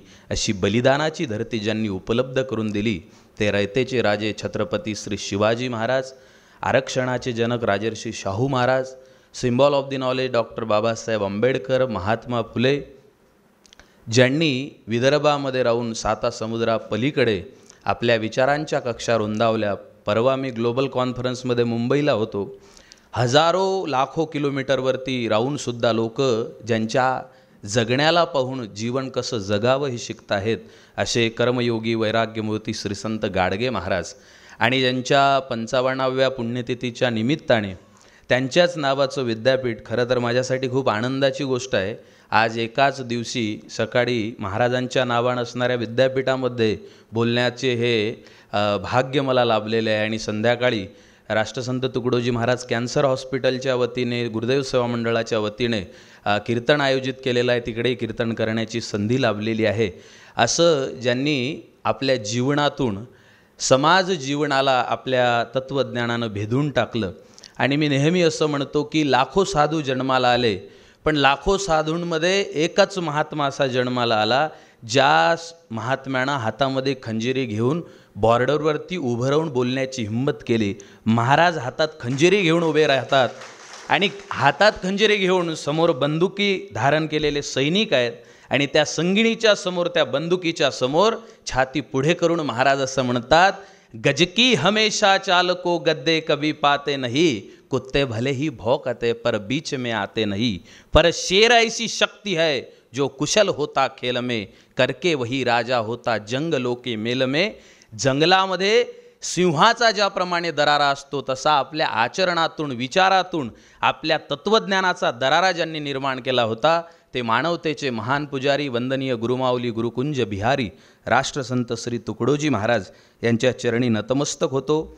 आजच्या या राष्ट्रसंत व्याख्यानमालेला या आताच अतिशय सुंदर सर बोलले, या राष्ट्रसंत तुकडोजी महाराज नागपूर विद्यापीठाचे कुलगुरू आदरणीय डॉक्टर सुभाषजी चौधरी सर, प्रमुख उपस्थितीमध्ये असलेले आदरणीय डॉक्टर संजय दुधे, आणि या संपूर्ण कार्यक्रमाच्या संबंधानं अत्यंत महत्त्वाची जबाबदारी पार पाडणारे या महाराजांच्या नावानं असलेल्या राष्ट्रसंत तुकडोजी महाराज नागपूर विद्यापीठाचे कुलसचिव माननीय डॉक्टर राजू हिवसे, आणि तुकडोजी अध्यासनाच्या प्रमुख या ठिकाणी आदरणीय डॉक्टर राजलक्ष्मी थोटे मॅडम, या कार्यक्रमाचं सूत्रसंचालन करणाऱ्या डॉक्टर अमृता, या कार्यक्रमाकरता उपस्थित नागपूर शहरामधले परिसरामधले आपण सगळे सुज्ञ श्रोते, प्राध्यापक, विविध विद्याशाखांचे प्रमुख, डीन आणि सर्व या ठिकाणी उपस्थित भावांनो आणि बहिणींनो, राष्ट्रसंत तुकडोजी महाराजांच्या संबंधानं राष्ट्रविकासाचे अपरिहार्य तत्त्वज्ञान राष्ट्रसंत श्री तुकडोजी महाराज असा विषय या व्याख्यानाचा आहे. पहिल्यांदा आपण ही गोष्ट लक्षात घेतली पाहिजे की राष्ट्रविकास ज्याला म्हणतात किंवा राष्ट्र ज्याला म्हणतात ते नेमकं काय आहे. विद्यापीठाचा परिसर आहे म्हणून थोडं त्या दृष्टीनं बोलतो. राष्ट्र ही संकल्पनाच आता धुसर होते की काय अशा पद्धतीची परिस्थिती निर्माण झालेली आहे. आम्ही सगळेजण जातपात धर्म पंथ पक्ष विसरून राष्ट्राकरता पेटून उठलं पाहिजे अशी जी भावना असायला पाहिजे होती, दुर्दैवानं ती भावनाच नेस्तनाभूत करण्याच्या काही एक प्रक्रिया, काही एक घडामोडी देशामध्ये चाललेल्या आहेत. आणि म्हणून एका झेंड्याच्या विरोधात दुसरा झेंडा, दुसऱ्या झेंड्याच्या विरोधात तिसरा झेंडा असं वातावरण निर्माण होतं आहे. आणि मग कोणाला तरी सांगावं लागतं, कोणी म्हणतो हिरवा तर कोणी म्हणतो भगवा. अरे माणसं मरत आहेत, आधी त्यांना जगवा. हिरवा झेंडा की भगवा झेंडा हा महत्त्वाचा विषय नाही, माणसाच्या जगण्याचा प्रश्न हा अत्यंत महत्त्वाचा असतो. आणि त्या माणसाकरिता, त्या लोकांकरता, त्या सामान्य जनतेकरता आपण झटलं पाहिजे, पेटून उठलं पाहिजे, आपलं कार्य त्यांच्याकरता केलं पाहिजे. याकरिता ज्या विचारवंतांनी तत्त्वज्ञान मांडलं त्यांनी राष्ट्राला प्राधान्य दिलं. वंदनीय महाराजांच्या संबंधानं बोलायचं झाल्यास महाराज ग्रामगीतेमध्ये असं म्हणतात की देश हा देवची पवित्र, कायदा त्याचे व्यवस्था सूत्र. माझा देश हा माझ्यासाठी देव आहे, किंबहुना देवाच्या पलीकडेही माझा देश आहे. जी भावना आंतरराष्ट्रीय स्तरावरती विकसित झालेल्या देशांची दिसते. अरुण शौरी नावाचे पंतप्रधानाचे कुलसचिव असणारे महोदय जेव्हा परदेशात जातात आणि एका चीनमधल्या शाळेमध्ये जाऊन शाळेत शिकणाऱ्या पोरांना असं विचारतात की पोरांनो तुमचा आवडता देव कोणता आहे, तेव्हा एक पोरगा उठून उभा राहतो आणि सांगतो की माझ्या सर्वात जवळचा देव असणारा, मी ज्याला देवापेक्षाही मानतो, माझं इष्ट जे आहे त्याचं नाव भगवान बुद्ध आहे. तेव्हा अरुण शौरी त्याला प्रतिप्रश्न करतात आणि असं म्हणतात, तोच भगवान बुद्ध जर तुझ्या देशावरती आक्रमण करण्याकरता चालून आला तर तू काय करशील. तेव्हा अहिंसेचा पुजारी असणारा, अहिंसेचं मूर्तिमंत उदाहरण असणारा भगवान बुद्ध माझा इष्ट देव आहे असं सांगणारा पोरगा एका क्षणाच्या फ्रॅक्शन ऑफ सेकंड ज्याला आपण म्हणतो तेवढ्या वेळात उत्तर देतो, जर माझा इष्ट असणारा देव माझ्या देशाच्या हिताच्या आडवा येत असेल तर त्या बुद्धाच्या छातीमध्ये घुसणारा पहिला बाण हा माझ्या धनुष्यातून निघालेला असेल. मला असं वाटते आज एवढी सातत्यपूर्णता, एवढं समर्पण वृत्ती आणि एवढा विचार ज्या वेळेस आमच्या देशामध्ये शिकणाऱ्या, शाळेमध्ये शिकणाऱ्या मुलांमध्ये, तरुणांमध्ये, गुरुदेव भक्त असतील किंवा आणखीन कोणते नागरिक असतील यांच्यामध्ये निर्माण होणं गरजेचं आहे. त्यावेळेला राष्ट्र ही संकल्पना उदयाला येईल. Doctor B.R. आंबेडकर एका ठिकाणी असं म्हणाले होते की देश निर्माण करायचा असेल तर त्याला 4 गोष्टी लागतात. तिथं लोकसंख्या पाहिजे, भूप्रदेश पाहिजे, शासन व्यवस्था पाहिजे आणि सांस्कृतिक एक कल्चर त्याला पाहिजे. सांस्कृतिकदृष्ट्या एक महत्त्वाचा आकृतीबंध, ताळेबंद त्याला असलं पाहिजे. मग त्यांना विचारलं की ह्या 4 गोष्टी असल्या तर देश बनतो, मग राष्ट्र बनण्याकरता याच्यासाठी काय पाहिजे. डॉक्टर बाबासाहेब आंबेडकर असं म्हणतात की या 4 गोष्टी जेव्हा अस्तित्वात येतात तेव्हा फक्त देश बनतो. पण या 4ही गोष्टीच्या पलीकडे आपल्या देशामध्ये राहणाऱ्या लोकसंख्येतला प्रत्येक माणूस हा माझा जीव जेवढा प्रिय आहे तेवढाच प्रिय मला वाटायला लागेल, तेव्हा त्या देशालाच राष्ट्र असं म्हटल्या जाते. दुर्दैवानं आपण पाहतो अनेक मोठे मोठे विद्वान राष्ट्र आणि देश याच्यामध्ये गफलत करतात.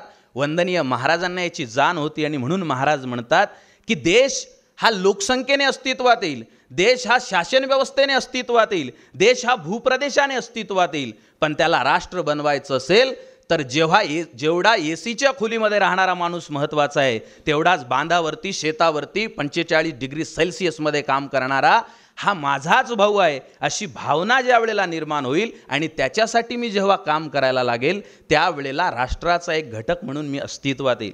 आता महाराजांनी राष्ट्रविकास कोणत्या दृष्टीनं सांगितला तर मी एक PhDचा विद्यार्थी म्हणून तुम्हाला सांगतो. पुणे विद्यापीठामध्ये ज्याला ऑक्सफर्ड ऑफ द ईस्ट म्हणतात तिथला मराठी विषयातला गोल्ड मेडलिस्ट 2014 सालचा होतो. अनेक चर्चासत्रांमध्ये गेलो. मी राष्ट्रसंतांचा भक्त भाविक म्हणून बोलत नाही. एक गोष्ट पहिल्यांदा लक्षात घ्या, महाराजांनी जे राष्ट्रविकासाचं तत्त्वज्ञान सांगितलं हे अत्यंत महत्त्वाचं बेसिक लेवलवरचं आहे, जे अनेक विचारवंतांनी सांगण्याचा प्रयत्न केला पण त्यांना सांगता आलं नाही. मग जबाबदारीनं बोलतो. महाराज असं म्हणतात, राष्ट्र ही संकल्पना किंवा देश हा आम्हाला जर विकसित करायचा असेल तर त्या राष्ट्रामध्ये असणाऱ्या माणसाच्या वर्तनाकडे पहिल्यांदा लक्ष दिलं पाहिजे. अनेक समाजशास्त्रामध्ये असणारे विद्वान लोक सांगतात की आपण समाजामध्ये हा बदल केला पाहिजे, पण मानवी वर्तनावरती मात्र फार कमी लोकांचं लक्ष आहे. महाराज नेमकं तिथं जातात आणि पहिल्यांदा कॅरेक्टर बिल्डिंग नावाची जी गोष्ट आहे जी अलीकडे आलेली आहे त्या कॅरेक्टर बिल्डिंगकडे महाराज लक्ष देतात. आणि मग ग्रामगीतेचा 2रा अध्याय आपण उघडा. महाराज असं म्हणतात, माणूस जन्माला येण्याच्या अगोदर तो राष्ट्राच्या विकासाला कसा पूरक होईल यासाठी एक महत्त्वाचं काम करणारा घटक समाजामध्ये आहे, तिचं नाव आई आहे. 1 good mother better than 1000 school teacher.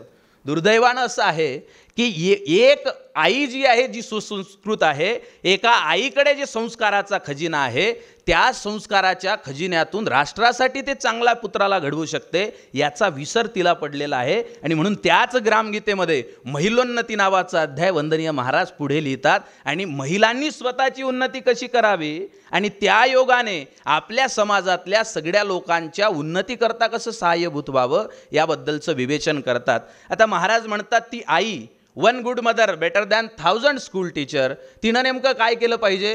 ग्रामगीतेचा 2रा अध्याय, मी सगळ्या ओव्या म्हणत नाही, थोडक्यामध्ये महाराज असं म्हणतात, संस्कार दुष्परिणामकारी न पडावे आतील गर्भावरी, म्हणून मात्या पित्याने सदाचारी राहावे सद्भावे, न करावे अश्लील भाषण, न बघावे दृश्यहीन, न राहावे व्यसनाधीन, दुर्गुणी अन्न न खावे, आहार विहार सात्विक पूर्ण उत्तम गुणी चिंतन वाचन, झोपता जागता चिंतन आदर्श महापुरुषांचे येथोनी पाहिजे जतन केले.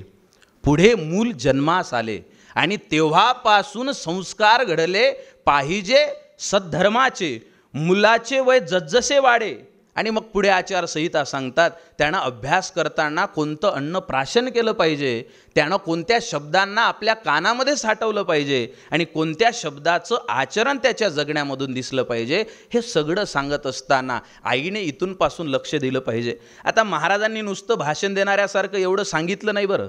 वंदनीय महाराजांचं एक फार सुंदर जीवनचरित्र आहे, 11 खंडांमध्ये पूज्य सुदामदादा सावरकरांनी लिहिलेलं. त्यामध्ये त्यांनी अशी एक नोंद करून ठेवलेली आहे की महाराज कोण्याही स्त्रीच्या घरी, कोणाचीही गृहस्थाच्या घरी जात होते तेव्हा बैठकीमध्ये बसत नव्हते. आपण सगळे लोक जे आपले सगळे औपचारिकता असते हे सगळे पाळणारे आहो. महाराज याच्या पलीकडे जात होते आणि बैठकीमधून सरळ स्वयंपाक करण्याची जी स्वयंपाक खोली आहे तिथं जात होते आणि त्या स्त्रीला हळूच प्रश्न विचारत होते, स्वयंपाक झाला का तुमचा? आणि मग ती सांगत होती हो महाराज. बाजूला महाराज पाहत होते आणि महाराजांना जर कांद्याचे टरफलं, लसणाचे टरफलं आणि अजून काही जर दिसलं तर महाराज, बाई तुझं किचन, तुझी स्वयंपाक खोली ही स्वच्छ असली पाहिजे, कारण तुझी स्वयंपाक खोली हे देशाचं भवितव्य घडवण्याचा कारखाना आहे. इथं तुझा मुलगा अन्न प्राशन करतोय. आता आपल्या शिकलेल्या लोकांना ही गोष्ट फार सोपी साहजिक वाटेल, कारण आपण भाषणं ऐकू ऐकू आपली परिस्थिती अशी झालेली आहे. कारण अनेक गोष्टी आपण त्या स्तरावर जाऊन समजून घेण्याची संवेदनशीलता तरी आपल्यामध्ये आहे का याच्यावरती सुद्धा चिंतन करण्याची वेळ आज आलेली आहे. मला त्याच्यामधला गाभा तुम्हाला सांगायचा आहे. कदाचित वंदनीय महाराज त्या साध्या वाक्यातून या विश्वाला सूचना देतात की या घराची बैठक जेवढी महत्त्वाची नाही, या घराचा चेहरा मोहरा जो दिसतो तो सुद्धा जेवढा महत्त्वाचा नाही, तेवढा महत्त्वाचा या घराचा जो भाग आहे ती स्त्री, ती गृहिणी ज्या ठिकाणी काम करते आहे ती, कारण तिचं वर्तन जर व्यवस्थित असेल, तिच्या वर्तनामध्ये जर स्वच्छता असेल, तिच्या वर्तनामध्ये जर शिस्त आणि शांती, गांभीर्य या सगळ्या गोष्टी असतील तर कदाचित कदाचित तिच्या पोटी जन्माला आलेला मुलगा हा तेवढ्याच उच्चतेने निर्माण होईल. महाराजांनी फक्त घरातल्या स्त्रियांना सांगितलं असं नाही. तुम्ही तुकडोजी महाराजांच्या चरित्राला ज्या वेळेला उघडून बघाल तेव्हा असं लक्षात येईल 57मध्ये आचार्य अत्रे आणि तुकडोजी महाराजांचा मराठा वृत्तपत्रामध्ये दैनिकामध्ये त्यांच्या फोटो छापला आणि त्याच्या खाली तुकडोजी महाराजांची विधानं लिहिल्या गेले होते. ते विधान असं होतं, तुकडोजी महाराज म्हणाले होते की राष्ट्राच्या उन्नतीसाठी सर्व कवींनी एकत्रित आलं पाहिजे आणि राष्ट्राची कविता म्हटली पाहिजे. ट ला ट आणि री ला रीन झाली माझी कविता पुरी असं म्हणणारे कवी देशाचं काहीच करू शकत नाहीत. महाराजांचे शब्द जर तुम्ही ऐकाल तर वंदनीय महाराज असं म्हणतात की या देशातले कवी ही राष्ट्राच्या चेहऱ्याला आणि त्याच्या शरीराला सालंकृत करण्याचं काम करतात. पण खरे कवी ते असतात, खरे राष्ट्रकवी ते असतात जे बाहेरच्या शरीराला सजवण्यामध्ये व्यस्त राहत नाहीत, तर ते शरीर बलवान कसं होईल, सुदृढ कसं होईल, मजबूत कसं होईल यासाठी धडपडत असतात आणि त्या दृष्टीनं कार्य करत असतात. फक्त तिथंच सांगून थांबले नाहीत. तर मी प्रताप महाविद्यालय अंमळनेरचं तिथं तुकडोजी महाराज जातात तेव्हाचे मी श्री गुरुदेव मासिकामधले काही रेफरन्सेस पाहत होतो. तुकडोजी महाराज 8वी 10वीच्या वर्गामध्ये शिकणाऱ्या पोरांच्या पुढे असं म्हणतात, अरे पोरांनो तुम्ही सिनेमे पाहता. हे महाराजांचे वाक्य जसेच्या तसे सांगतो. It's very important sentence, double inverted comma single underline point noted. Maharaj असं म्हणतात, पोरांनो तुम्ही सिनेमे पाहता आणि सिनेमे पाहून तेरे प्यारी प्यारी सूरत पर किसी की नजर ना लगे म्हणता. अरे तुमच्यासारख्या पोरांनी, तुमच्यासारख्या शिक्षण घेणाऱ्या विद्यार्थ्यांनी जर मुलीला पाहून तेरी प्यारी प्यारी सूरत म्हटलं तर देशाच्या सुरतीकडे, देशाच्या चेहऱ्याकडे कोण लक्ष देईल सांगा बरे. वंदनीय महाराजांचे शब्द काळजात साठवण्यासारखे आहेत. मित्रांनो, महाराज त्या विद्यार्थ्यांना सांगतात, महाराज त्या लोकांना सांगतात, महाराज त्या नेत्यांना सांगतात आणि महाराज कुंभमेळ्यात जाणाऱ्या त्या आलेल्या साधूंना सुद्धा सांगतात, यहाँ पर आप कुंभ मेला में एक जगह पे आते हो तो मुझे बहुत आनंद होता है, लेकिन यहाँ आकर अपने आखाड़े का गुणगान गाते हो मुझे ऐसा लगता है जिस दिन इस देश के साधु अपनी डफली अपना राग छोड़कर देश का भजन गाएंगे उस दिन मेरा देश बहुत बड़ा बनेगा और मेरा राष्ट्र एक तेजस्वी राष्ट्र बनेगा. हे किती सुंदर तत्वज्ञान आहे. या तत्वज्ञानाचा पाठलाग करत करत वंदनीय महाराज फक्त बोलघेवड्यांसारखे बोलत नाहीत. मला फार दुःख वाटते, तुकडोजी महाराज किती महान होते याच्यावरती फेसबुकवर एखादा माणूस लिहितो आणि मग त्याच्यावर 10 लोक बोलतात. एखादा माणूस तुकडोजी महाराजांच्या संबंधानं लेखन करतो आणि मग त्याच्यावरती 20 लोक कमेंट करतात.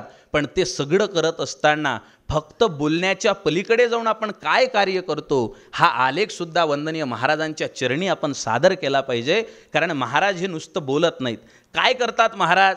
आमगाव नावाचं छोटंसं गाव, ज्या गावामध्ये जाण्याकरिता रस्ता नसतो आणि कुणीतरी म्हणतो महाराज तुमच्या भजनाचा कार्यक्रम ठेवायचा आहे. महाराज म्हणतात जाण्याला रस्ता नाही, आम्ही त्याची व्यवस्था करू. रात्रभराचा वेळ होतो, 2-4 दिवस निघून जातात, रस्ता तयार होत नाही. कुण्यातरी खेड्यात महाराज जातात आणि मोटर जाऊन थांबते आणि सांगितल्या जाते की पुढे गाडी जात नाही. तेव्हा राष्ट्रविकासाचं अपरिहार्य तत्वज्ञान सांगणारा हा महात्मा स्वतःच्या डोक्यावरती टोपली घेतो, हातामध्ये फावडं घेतो आणि जगाच्या इतिहासामध्ये संत हा भजन लिहित असताना मंदिर, गाभारा, घंटी, पूजा, पाती ह्या सगळ्या गोष्टी लिहिताना तुम्हाला दिसेल. पण विश्वामधला हा एकमेव संत महात्मा असा आहे ज्याच्या भजनामध्ये शब्द येतात, फावड़ी टोपली ले ले भाई टिकास भी तो साथ करो, जिनके घर में गंदा होगा हंसी खुशी से साफ करो, चल चल भाई करे सफाई कूड़ा कचरा साफ करे, बहुत दिनों का रुका हुआ है मिलकर सुंदर आज करे, सड़ी हुई यह फल और सब्जी कौन दिया है डाल यहाँ, मलमूत्रों को बाहर छोड़ा कौन किया बेहाल यहाँ, समझ नहीं आई है उनको अपने घर का काज करे, बहुत दिनों का रुका हुआ है मिलकर सुंदर आज करे. हे शब्द जरी साधे असले तरी या शब्दांच्या पाठीमागे वंदनीय महाराजांच्या तत्वज्ञानाचा गाभा आहे. आता आपल्या देशामध्ये अनेक विद्वान आपल्याला पाहायला भेटतात. फिलॉसॉफीला मांडणारे जाणणारे काही लोक जर या ठिकाणी बसलेले असतील तर ते आम्हाला विचारतात.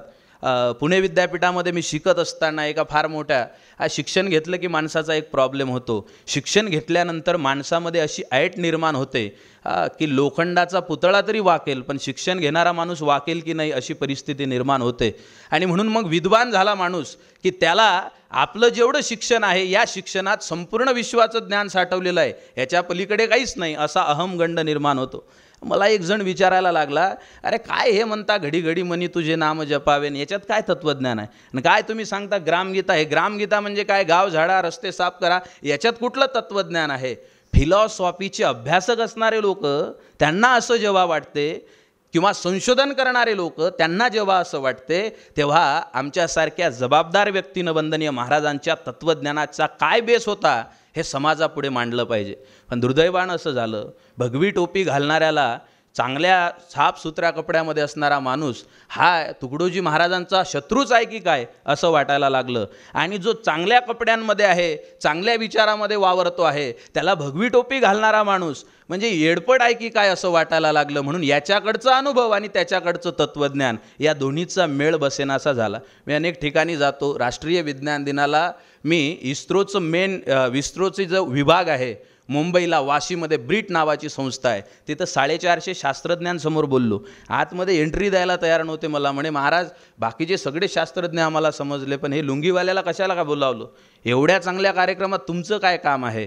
आम्ही माणसांना असं पाहायला लागलो. मी हे यासाठी सांगतो, तुकडोजी महाराजांना सुद्धा, लक्षपूर्वक ऐका, तुकडोजी महाराजांना सुद्धा हातामध्ये खंजेरी घेऊन गावागावामध्ये कुठंतरी भजन करत फिरणारा एक साधू आहे असं आचार्य अत्रेंसारखा माणूस जर काही दिवस मानत असेल, तर आपल्यासारखे छोटे मोठे विद्वान भुलतात, याच्यात मला काही नवल वाटत नाही. महाराजांकडे त्या दृष्टीनं पाहिल्या गेलं. पण माझ्या राष्ट्रसंतांच्या तत्त्वज्ञानाचा बेस मी तुम्हाला सांगतो. पूर्वेकडचे देश, संपूर्ण पूर्वेकडचे देश भगवान बुद्धाच्याही पलीकडे एका व्यक्तीला मानतात फिलॉसॉफीच्या क्षेत्रात, तत्त्वज्ञानाच्या क्षेत्रात.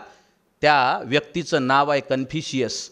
या कन्फ्युशियसला पूर्वेकडचे सगळे लोक जे आहेत, देश जे आहेत, ते पूज्य मानतात. कन्फ्युशियस सारखा विचारवंत नाही असं म्हणतात. त्या कन्फ्युशियसला ज्या वेळेला आशिया खंड सुद्धा नीटपणाने ओळखत नव्हता, माझे शब्द लक्षपूर्वक ऐका, ज्या वेळेला त्या कन्फ्युशियसला आशिया खंड म्हणतो मी, भारत ज्या खंडामध्ये येतो तो आशिया खंड सुद्धा कन्फ्युशियसला पूर्णपणाने ओळखत नव्हता, तेव्हा गुरुकुंज मोजरीच्या दास टेकडीवर पायथ्याला कन्फ्युशियसचा पुतळा बसवणारा जगातला एकमेव महात्मा म्हणजे राष्ट्रसंत श्री तुकडोजी महाराज आहेत. ज्या कन्फ्युशियसचे तत्त्वज्ञ, ज्या कन्फ्युशियसचं तत्त्वज्ञान हे डॉक्टर B.R.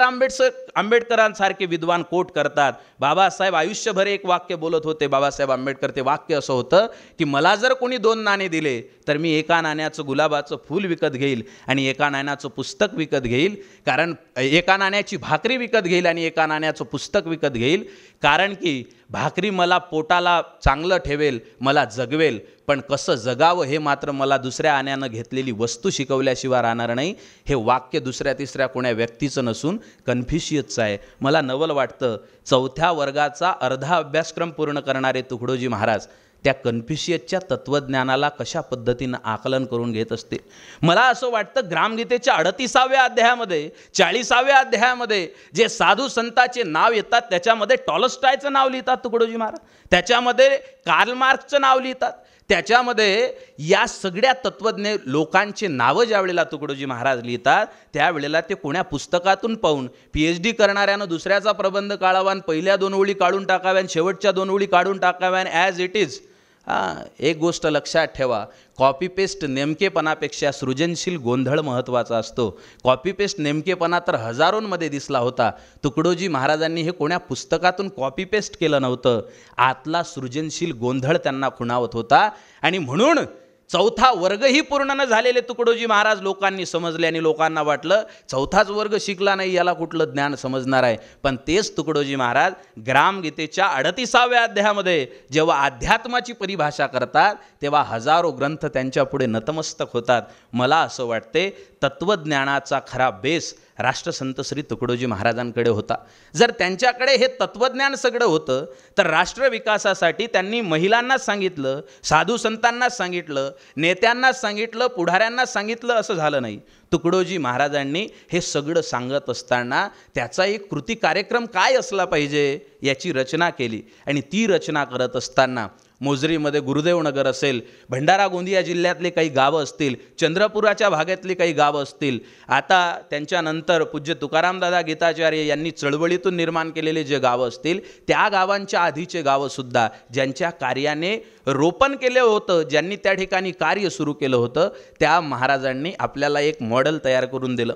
आता आपण पाहतो अलीकडे जे मॉडेल आहेत ते 3D व्ह्यूमध्ये दिसतात आपल्याला, आणि तेच झाडं, 2-4 उडणारे पक्षी, आणि आपल्याला असं वाटते की अशा पद्धतीचं मॉडेल आपल्याला तयार करायचं आहे. महाराजांनी या 3D व्ह्यूपेक्षा क्लिअर चित्र आपल्याला उभं करून दिलं. महाराज म्हणतात गाव आहे, त्या गावामध्ये खांब दिलेले आहेत आणि त्या खांबावर लावलेले लाईट हे कोण्यातरी ग्रामपंचायतच्या एखाद्या नोकराने यावं, बटन सुरू करावं आणि ते लाईट सुरू होतील. कुणीतरी यावं आणि ग्रामपंचायतच्या समोरचा परिसर झाडून टाकावं म्हणजे ते स्वच्छ होईल. या भरवशावर राहू नका, ते असं सांगतात. आपल्या देशाचं काम आपण स्वतः केलं पाहिजे, माझ्या गावाचं काम मी स्वतः केलं पाहिजे. आणि मग त्याच्यासाठी काय केलं पाहिजे तर अपनी सडके आप बनाकर चौक में दिये जलाओ. वंदनीय महाराज सांगतात की हे सगळे कामं आपण केले पाहिजे. माझ्या गावाच्या कोपऱ्यामध्ये एक वाचनालय उभं असेल, त्या वाचनालयामध्ये काय असलं पाहिजे त्याचं चित्र ग्रामगीतेमध्ये रेखाटून दिलं, काढून दिलं. महाराज असं म्हणतात, गावी असावे वाचनालय जेथे नाना ग्रंथ ज्ञानमय. गावामध्ये विहीर असेल, गावी असावी विहीर पाणी पिण्यासी थंडगार. माझ्या गावात एखादं छोटंसं मंदिर असेल, ज्या मंदिरामध्ये म्हातारे पत्ते खेळण्याचा कार्यक्रम करतात. हे चित्र महाराजांना अपेक्षित नव्हतं. महाराज म्हणतात माझ्या गावचं जे मंदिर आहे ना, मंदिरे म्हणजे पाठशाळा, चाले शिक्षणाचा सोहळा, झाला निधी सर्व गोळा याची कारी लावावा. माझ्या गावातलं मंदिर हे लोकांना शिक्षण देण्याचं, लोकशिक्षणाचं एक केंद्र व्हावं, हे चित्र महाराजांनी उभं केलं. आणि या प्रत्येक माणसानं आपल्या गावाच्या ठिकाणी त्या सगळ्या गोष्टी केल्या पाहिजे. जेव्हा टेक्स्ट टू कॉन्टेस्ट आपण येतो, म्हणजे हे सगळ्या आयडियल गोष्टी, पण वर्तमानात ज्या वेळेला येतो त्यावेळेला आपल्या सगळ्यांकडे महागडे मोबाईल आहेत. लाख रुपयाचे मोबाईल आले. आमच्यासारखे लुंगी घालणारे महाराजच ₹1,00,000 ₹1.5 मोबाईल वापरत आहेत. या मोबाईलवर शेकडो प्रकारचे वॉलपेपर येतात. मग आपण तिथं जातो, एखादं सिंगापूरसारख्या सुंदर शहराचं चित्र डाउनलोड करतो आणि आपल्या वॉलपेपरवर ठेवतो. पाहिलं की प्रसन्न वाटते. हे सिंगापूरसारख्या सुंदर शहराचं चित्र मोबाईलच्या वॉलपेपरवर ठेवून आमचं गाव सुंदर होणार नाही. आमची पंचायत काय आहे माहीत आहे, आम्हाला फेसबुकवरती मोठा ब्लॉग लिहावा वाटतो, आम्हाला त्या मोठ्या जर्नलमध्ये मोठ्या मासिकांमध्ये लेख लिहिता येतात. आम्ही ब्लॉग मोठा लिहितो, पण आमच्या कॉलनीचा ब्लॉग मात्र घाणेरडा होतो. याच्याकडे आमचं कधी लक्ष नसते. आम्ही खूप उपदेशाच्या गोष्टी सांगतो, पण तो उपदेश आमच्या जीवनामध्ये कार्यरूपाने किती उतरलेला आहे याच्यावरती चिंतन करणं मात्र आम्ही विसरून जातो. महाराज म्हणतात आता तुम्हाला लागा प्रचारा सत्वरी, आता पुरे ही बोलणी. मी याच्या आधी डॉक्टर काने साहेब सर ज्या वेळेला कुलगुरू होते तेव्हा ग्रामजयंतीच्या निमित्ताने व्याख्यानाकरता आलो होतो, तेव्हा मी असा विषय बोललो होतो, राष्ट्रसंतांनी दिलेला संदेश हा महाराजांचा हा संदेश आहे. हा राष्ट्र विकासाचं जे कार्य आहे ते सुद्धा वंदनीय महाराजांचा संदेश आहे. आणि त्या संदेशाच्या दृष्टीनं आम्हाला सगळ्यांना कार्य करायचं आहे. ते कार्य करत असताना महाराज म्हणतात 3 गोष्टी अत्यंत महत्त्वाच्या आहेत, ज्या त्यांच्या ग्रामगीतेमधून, त्यांच्या तत्त्वज्ञानातून, साहित्यामधून आपल्या निदर्शनास येतात. त्यातली पहिली गोष्ट अशी आहे की माणूस म्हणून माझं वर्तन काय आहे. मगाशी मी जे सांगत होतो, महाराज म्हणतात कॅरेक्टर बिल्डिंगशिवाय, त्याच्याशिवाय आपण काहीच निर्माण करू शकत नाही. एक माणूस स्वतःचं जीवन जसं जसं सुधारू लागेल तशा पद्धतीनं बदल व्हायला लागेल.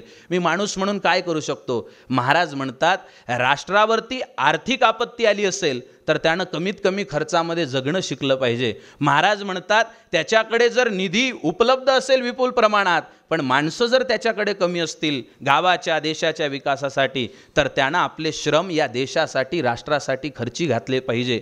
हे सगळं तेव्हा करेल तो जेव्हा तो स्वतःचं चारित्र्य निर्माण करेल. आता चारित्र्य निर्मिती म्हणजे नेमकं काय. स्वामी विवेकानंद असं म्हणाले होते की चारित्र्य हे माणसाचा सर्वात मौल्यवान असा दागिना आहे, पण त्याचा शोध माणसाला आयुष्यभर लागत नाही. महाराज म्हणतात त्या चारित्र्याची निर्मिती करणं म्हणजे काय. ग्रामगीतेच्या एकाच ओवीत सांगितलं आणि मला सांगताना आनंद होतो. आता लोक दिवसाला 10,000 रुपये चार्ज करून व्यक्तिमत्वाचे विकासाचे मोठे कार्यशाळा घेतात, मोठे कार्यक्रम घेतात. 30,000 रुपये देऊन 3 दिवसाचा लँड फोरमचा कोर्स करावा लागतो, अजून कोणत्या गोष्टी कराव्या लागतात. वंदनीय महाराजांनी व्यक्तिमत्व विकास नावाची गोष्ट एकाच वाक्यात सांगितली, एका ओवीत सांगितली. महाराज असं म्हणतात, मनुष्य निरोगी सात्विक बनावा, त्यास व्यसनाचा उपद्रव नसावा, त्याचा व्यवहार त्रासदायी न व्हावा कोणासही. या जगातली जेंटलमॅनची सर्वात सुंदर जर कोणती व्याख्या असेल तर वंदनीय महाराजांनी ग्रामगीतेत केलेली ही व्याख्या आहे. दुर्दैवानं आपण जेंटलमॅन पाहतो, आपल्याला जेंटलमॅन कोणता दिसतो? तो लिफ्टमधून उतरत असतो आणि मग त्याचं पोट पुढे येते, मग तो श्वास आतमध्ये घेतो, रेचक कुंभक 2 मिनटं काहीतरी करतो आणि मग त्याच्या अंगात मोठं ब्लेझर चढवलेलं असते, 2 कुत्रे येतात आणि त्याचे पाय चाटायला लागतात आणि खाली लिहून येते परफेक्ट मॅन, द जेंटलमॅन. हा जेंटलमॅन नाही आहे, हा जाहिरातींनी तुमच्या डोक्यात पेरलेला चुकीचा जेंटलमॅन आहे. हा जर जेंटलमॅन असता तर लुंगी गुंडाळून भारतीयत्वाची, हिंदुत्व नाही हे वेशभूषा, हे आपल्या आचरणातून बोलण्यातून सांगणाऱ्या विवेकानंदाच्या पुढे लाखो लोक नतमस्तक झाले नसते. वंदनीय महाराज म्हणतात, जेंटलमॅन बनणं, कॅरेक्टर बिल्डिंग तयार करणं हे पायापासून सुरुवात आहे. आतमधून वर्तनामध्ये बदल झाला पाहिजे. मनुष्य निरोगी सात्विक बनावा. आज किती लोक निरोगी आहेत? मी खेड्यापाड्यामध्ये फिरतो, लोक सांगतात आम्हाला, कोणी म्हणतो टोंगडे दुखतात, कोणी म्हणतो मान दुखते, कोणी म्हणते सकाळी जाग येत नाही, कोणी म्हणते झोपच लागत नाही. काही जण तर मला विचारतात, महाराज हे झोपीची गोळी आहे, हे घेतल्याशिवाय झोप येत नाही, माझी झोपीची गोळी केव्हा बंद होईल? म्हटलं पुढच्या हप्त्यात तर तुला 2 गोळ्या सुरू होतील. उजव्या कळावर झोपायचं आहे पिवळी गोळी घे, डाव्या कळावर झोपायचं आहे हिरवी गोळी घे. कारण जीवनभर दिवसभर शांततेनं झोप लागावं असं काही कामच केलं नाही ना, तुला झोप कशी काय लागेल? माणसं निरोगी बनले पाहिजे. आता निरोगी लोक नाहीत, ते कसे बनावे तेही महाराजांनी सांगितलं. आता मी आरोग्यावरती काही लेक्चर द्यायला आलेलो नाही. ग्रामगीतेचा 14वा अध्याय ग्राम आरोग्य. महाराज म्हणतात, सकाळी उठल्यापासून आंघोळ कशी करावी, जेवण कसं करावं, हे सगळं त्यानं तो निरोगी बनेल. बरं, तो निरोगी बनला, मनुष्य निरोगी सात्विक बनावा. अनेक लोक निरोगी आहेत पण सात्विक नाहीत ना. सात्विकता हे त्याच्या वागण्या बोलण्यातून लोकांच्या करता चांगली त्याला वाटलं पाहिजे, लोकांना त्याच्याकडे पाहून चांगलं वाटलं पाहिजे. मनुष्य निरोगी सात्विक बनावा, त्यास व्यसनाचा उपद्रव नसावा. आज आपण पाहतो आपल्या घरातला 25 वर्षाचा मुलगा हा किती व्यसनांनी त्या ठिकाणी पछाडलेला आहे. मी इंटरनॅशनल हॉस्टेलमध्ये राहायला होतो.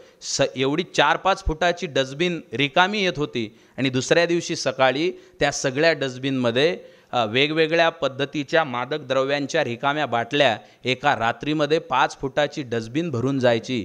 हे इंटरनॅशनल हॉस्टेलमध्ये शिकणारे पोरं आहेत, हे MSc करणारे मुलं आहेत, हे MCOM करणारे मुलं आहेत, हे PhD करणारे मुलं आहेत, हे MPhil करणारे मुलं आहेत. आणि ज्या दिवशी यांच्याकडचा पैसा संपून जातो त्यावेळेला रुमालावरती व्हाईटनर टाकून त्याच्यापासून सुद्धा नशा करता येईल का असे मार्ग हे शोधायला लागतात.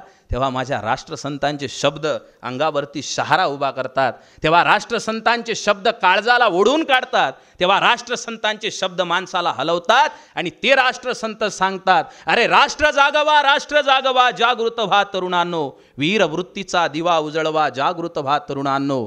धर्मनीती ही दलित दलापरी भारत भूची झाली, भक्ती मुक्तीचे सोंग वाढले, दुर्बलता उरी आली. त्या राष्ट्रसंतांच्या भजनामध्ये मी बारीक निरीक्षण करणार आहो, एक एक शब्द वाचून त्याचा सार तुमच्या पुढे सांगतो. महाराजांनी आपल्या भजनामध्ये, अभंगामध्ये, साहित्यामध्ये सगळ्यात जास्त जर कोणते शब्द वापरले असतील तर ते शब्द वापरले मित्रांनो, मित्रा, दोस्ता. हे शब्द वापरत असताना वंदनीय महाराज का मित्रांनो म्हणतात वारंवार? वंदनीय महाराज का दोस्तांनो म्हणतात वारंवार? वंदनीय महाराज भावांनो का म्हणतात वारंवार? कारण वंदनीय महाराजांना माहीत होतं या देशातले युवक, ज्या युवकांच्या शक्तीला व्यसन नावाच्या गोष्टीनं त्या ठिकाणी नेस्तानाभूत केलेला आहे आणि उरलेली शक्ती चुकीच्या ठिकाणी वापरल्या जात आहे. तो पाश्चिमात्य विचारवंत असणारा एक कवी असा म्हणतो की I am not useless, I am useless, I am not careless, I am careless. हे या देशातले तरुण पोरं बेकाम झालेले नाही आहेत. त्यांचा काम कुठं करून घ्यावं, त्यांचा उपयोग कुठं करून घ्यावा याची अक्कल आम्हाला उरलेली नाही आहे. या देशातले जे मुलं आहेत ते निष्काळजी नाही आहेत, पण त्यांची काळजी व्यवस्थित कशी घ्यावी याचा विवेक आम्ही हरवून बसलेला आहो. त्या तरुणांना महाराज म्हणतात हे व्यसन सोडले पाहिजे. तुम्हाला ऐकताना आश्चर्य वाटेल, 7 दिवसातले 3 तास, हे सर्वे केलेलं आहे माझ्या खिशातल्या गोष्टीने, 7 दिवसात मधले 3 तास या देशातल्या 23 ते 30 वयोगटातल्या मुलांचे कुठं खर्च होत आहेत? 3 तास दर आठवड्याचे कटिंगवाल्याच्या सलूनमध्ये त्याचे खर्च होतात. ते कशासाठी होतात माहीत आहे का? खालचे काढा, वरचे ठेवा. 2 एकर नांगरा, 2 एकर तसंच उभं ठेवा. आणि त्याला असं वाटते की ही केशभूषा, ही वेशभूषा म्हणजे माझ्या जीवनाचं अल्टिमेट गोल आहे. मी कशानं सुंदर दिसेल तर माझी व्यवस्थित कटिंग असली पाहिजे, व्यवस्थित सगळं असलं पाहिजे. हे त्याला हे लागलेलं व्यसन आहे. कदाचित हे तंबाखूपेक्षा सुद्धा, तंबाखू जर्दा जे काही असेल याच्यापेक्षा सुद्धा जास्त घातक होईल. याने झालं काय? त्या देशातल्या महत्त्वाच्या संसाधनाचं लक्ष हे त्याच्या बाह्य वर्तनावर केंद्रित झालं आणि अंतरामध्ये बदल करायचा असतो. कॅरेक्टर बिल्डिंग हे अंतकरणातून सुरू होते. याचा विसर त्याला पडलेला आहे. आणि म्हणून आपण पहा, कॉलेजच्या कट्ट्यावर पोरं बसलेली दिसतील, सिगारेटचे वर्तुळं काढणारे मुलं तुम्हाला दिसतील, आयुष्याला सट्ट्यावर लावणारे पोरं तुम्हाला दिसतील. आणि ज्या देशात या भारतात बंधुभाव नित्य वसुदे हे एवढे सुंदर शब्द म्हणायला आहेत, त्याही देशातले पोरं एक्सक्यूज मी मेरा दिल तुझ पे फिदा है रे असं म्हणणारे दिसतील. ज्याच्या घरात प्यायला पाणी नाही, मी जबाबदारीनं बोलतो, हा विनोदाचा विषय नाही, ज्याच्या घरात प्यायला पाणी नाही त्याची आई डोक्यावरती गुंड घेते, मोठा हांडा घेते आणि पाणी भरायला जाते. त्या घरातलं पोरगं उलटे बोटं करून आज ब्ल्यू है पाणी पाणी म्हणते. त्याच्या घरात प्यायलाच पाणी नाही. ज्या देशाला या देशातल्या तरुणांनी उचलून धरायला पाहिजे होतं, त्याच देशातल्या 25 वर्षाच्या पोराला 65 वर्षाचा बाप खांदा देतो. त्या बापाच्या खांद्याला जगातल्या 10 क्विंटल वजनाचं एवढं ओझं होत नसेल जेवढं आपल्या तरुण पोराच्या प्रेताचं ओझं होते. त्या बापावरती काय दिवस आले असतील? महाराजांचं तत्त्वज्ञान या देशातल्या तरुणाला त्याच्यातून बाहेर काढू शकते. महाराज म्हणतात, प्राणाविन जणू देह दिसावा, महाली जणू कधी दीप नसावा. तसेच झाले तुझ विन जग हे, हर्ष नसे कोणात. उठ रे उठ तरुणा देहात, झाला गर्क कसा व्यसनात. तो व्यसनापासून दूर गेला पाहिजे. इथं बसलेले सगळे आपण सुज्ञ आहात. मला असं वाटत नाही की ते पोरं व्यसन करणं बाहेरून शिकले. ते आपल्याच घराच्या आजूबाजूला कुठं व्यसन करताना पाहतात. आणि बापसुद्धा फार मोठा शिकलेला असतो तरी पोराच्या पुढे जर सिगारेट ओढत असेल, मुलाच्या पुढे जर असं वर्तन करत असेल तर यद्यता आचरती श्रेष्ठ तत्त देवे तरोजना, सयत प्रमाण कुर्ते लोकस्तो तदुणू वर्तते. तो पोरगा एथ वडील जे करती तया नाम धर्म ठेविती, या न्यायाने व्यसनाधीन झाल्याशिवाय राहणार नाही. त्या व्यसनातून त्याला बाहेर काढायचं असेल काय केलं पाहिजे? महाराजांच्या साहित्यामध्येच उत्तर आहे. महाराज असं म्हणतात, बालपणीच भोगी तारुण्याला जन्म गेला दुःखी मग, इथून त्याला थांबवा. पोराचं वय जसं वाढायला लागलं, मुलाचे वय जसजसे वाढे त्याच्यावरती लक्ष केंद्रित करायला शिका. दुर्दैव असं झालं, मी 7-8 वर्ष पुण्याला राहत होतो. माणसांना 2-2 लाख पगार झाला.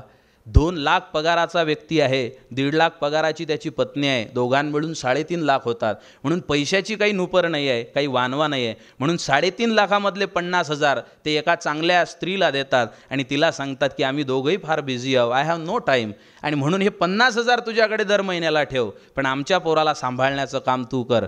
मग ती पोरगी साहेब आणि साहेबीन त्या सगळ्या मॅडम सर जाईपर्यंत व्यवस्थित त्याला वागवते आणि त्याच्यानंतर मग ते आपला मोबाईल हातात घेते, मुलगाही आपला मोबाईल हातात घेते आणि मोबाईल आणि बाईल याच्यामध्ये त्याच्या आयुष्याचा सत्यानाश होते.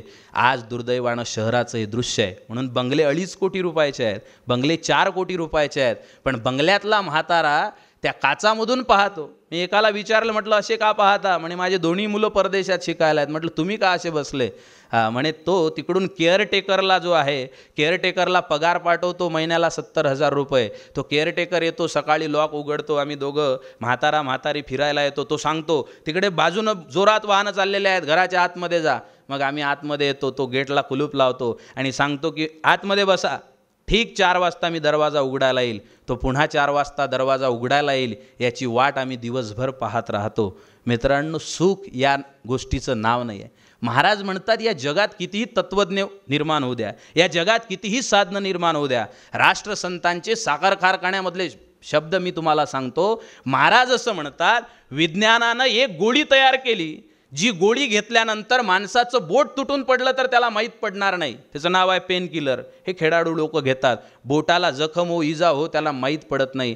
महाराज असं म्हणतात, ती गोळी विज्ञानानं तयार केली, पण विज्ञानानं अशी गोळी तयार केली का जी गोळी घेतली माणूस सदाचारानं वागणं सुरू करेल. महाराज दुसरं वाक्य असं बोलतात, विज्ञानानं बॉम्ब तयार केला जो बॉम्ब एखाद्या गावावर टाकला तर अख्खा तालुका बेचिराग करण्याचं सामर्थ्य त्या बॉम्बमध्ये आहे. पण विज्ञानानं असा बॉम्ब तयार केला का, जो बॉम्ब नागपूरच्या मध्यभागी टाकला तर नागपूर शहरातले सगळे माणसं प्रामाणिकपणे आपलं जीवन जगतील. महाराज पुढे असं म्हणतात की विज्ञानानं अशी AC तयार केली जी लावल्याबरोबर कितीही तापमान असो आपल्याला त्या ठिकाणी शांतता वाटते, थंड वातावरण होते. पण अशी AC विज्ञान तयार करू शकलं का, ज्या ACमध्ये माणूस बसवला तर कुटुंबामधले हिंसाचाराचे त्याच्या डोक्यातले जे वाईट विचार आहेत ते वाईट विचार शांत होतील. त्या साखर कारखान्यामध्ये बसलेली पब्लिक नकारार्थी मान हलवते आणि म्हणते नाही महाराज, अशी AC अशी गोळी असा बॉम्ब तयार झाला नाही. महाराज म्हणतात चुकीचा हा गड्यांनो तुम्ही, असा बॉम्ब तयार झालेला आहे, अशी गोळी तयार झालेली आहे ज्या गोळीचं नाव आहे सामुदायिक प्रार्थना, ज्या गोळीचं नाव आहे सामुदायिक ध्यान. तुमच्या पोरांना सामुदायिक प्रार्थनेत बसवा, तुमचा पोरगा शिस्त, शांती, गांभीर्य आदी गुण शिकल्याशिवाय राहणार नाही आणि त्याच्या आयुष्यातले अर्धे प्रॉब्लेम तो स्वतः सॉल्व करायला शिकेल. मला असं वाटते वंदनीय महाराजांनी हे दिशा देत असताना सांगतात आपल्या चरित्राला निर्माण करण्यासाठी तो व्यसनाधीन नसला पाहिजे, निरोगी असला पाहिजे, सात्विक असला पाहिजे. आणि पुढे सांगतात मनुष्य निरोगी सात्विक बनावा, त्यास व्यसनाचा उपद्रव नसावा, त्याचा व्यवहार त्रासदायी न व्हावा कोणासही. हे सगळं आहे. काही काही माणसं सकाळीच मॉर्निंग वॉकला निघतात, एवढे गुडगुटीत असतात, एवढे सुंदर असतात, कोणी भेटलं की स्माईल करून नमस्कार सर म्हणतात. हे सगळे माणसं आहेत, हे सात्विक माणसं आहेत. त्यांचं शरीरसुद्धा तंदुरुस्त असते, ते निरोगीसुद्धा आहेत. त्या माणसांना मात्र जर देशासाठी काही करण्याची इच्छा नसेल, तो माणूस जर राष्ट्रासाठी माझं काही देणं लागते ही भूमिका घ्यायला जर तयार नसेल, महाराज म्हणतात तो पूर्णांशाने स्वतःचं चरित्र निर्माण करतो आहे आणि देशाला सहाय्यभूत होतो आहे असं म्हणता येणार नाही. असं चरित्र निर्माण झालं. आता त्या व्यक्तीला काय करायचं आहे तर त्या व्यक्तीला दुसरी गोष्ट करायची आहे.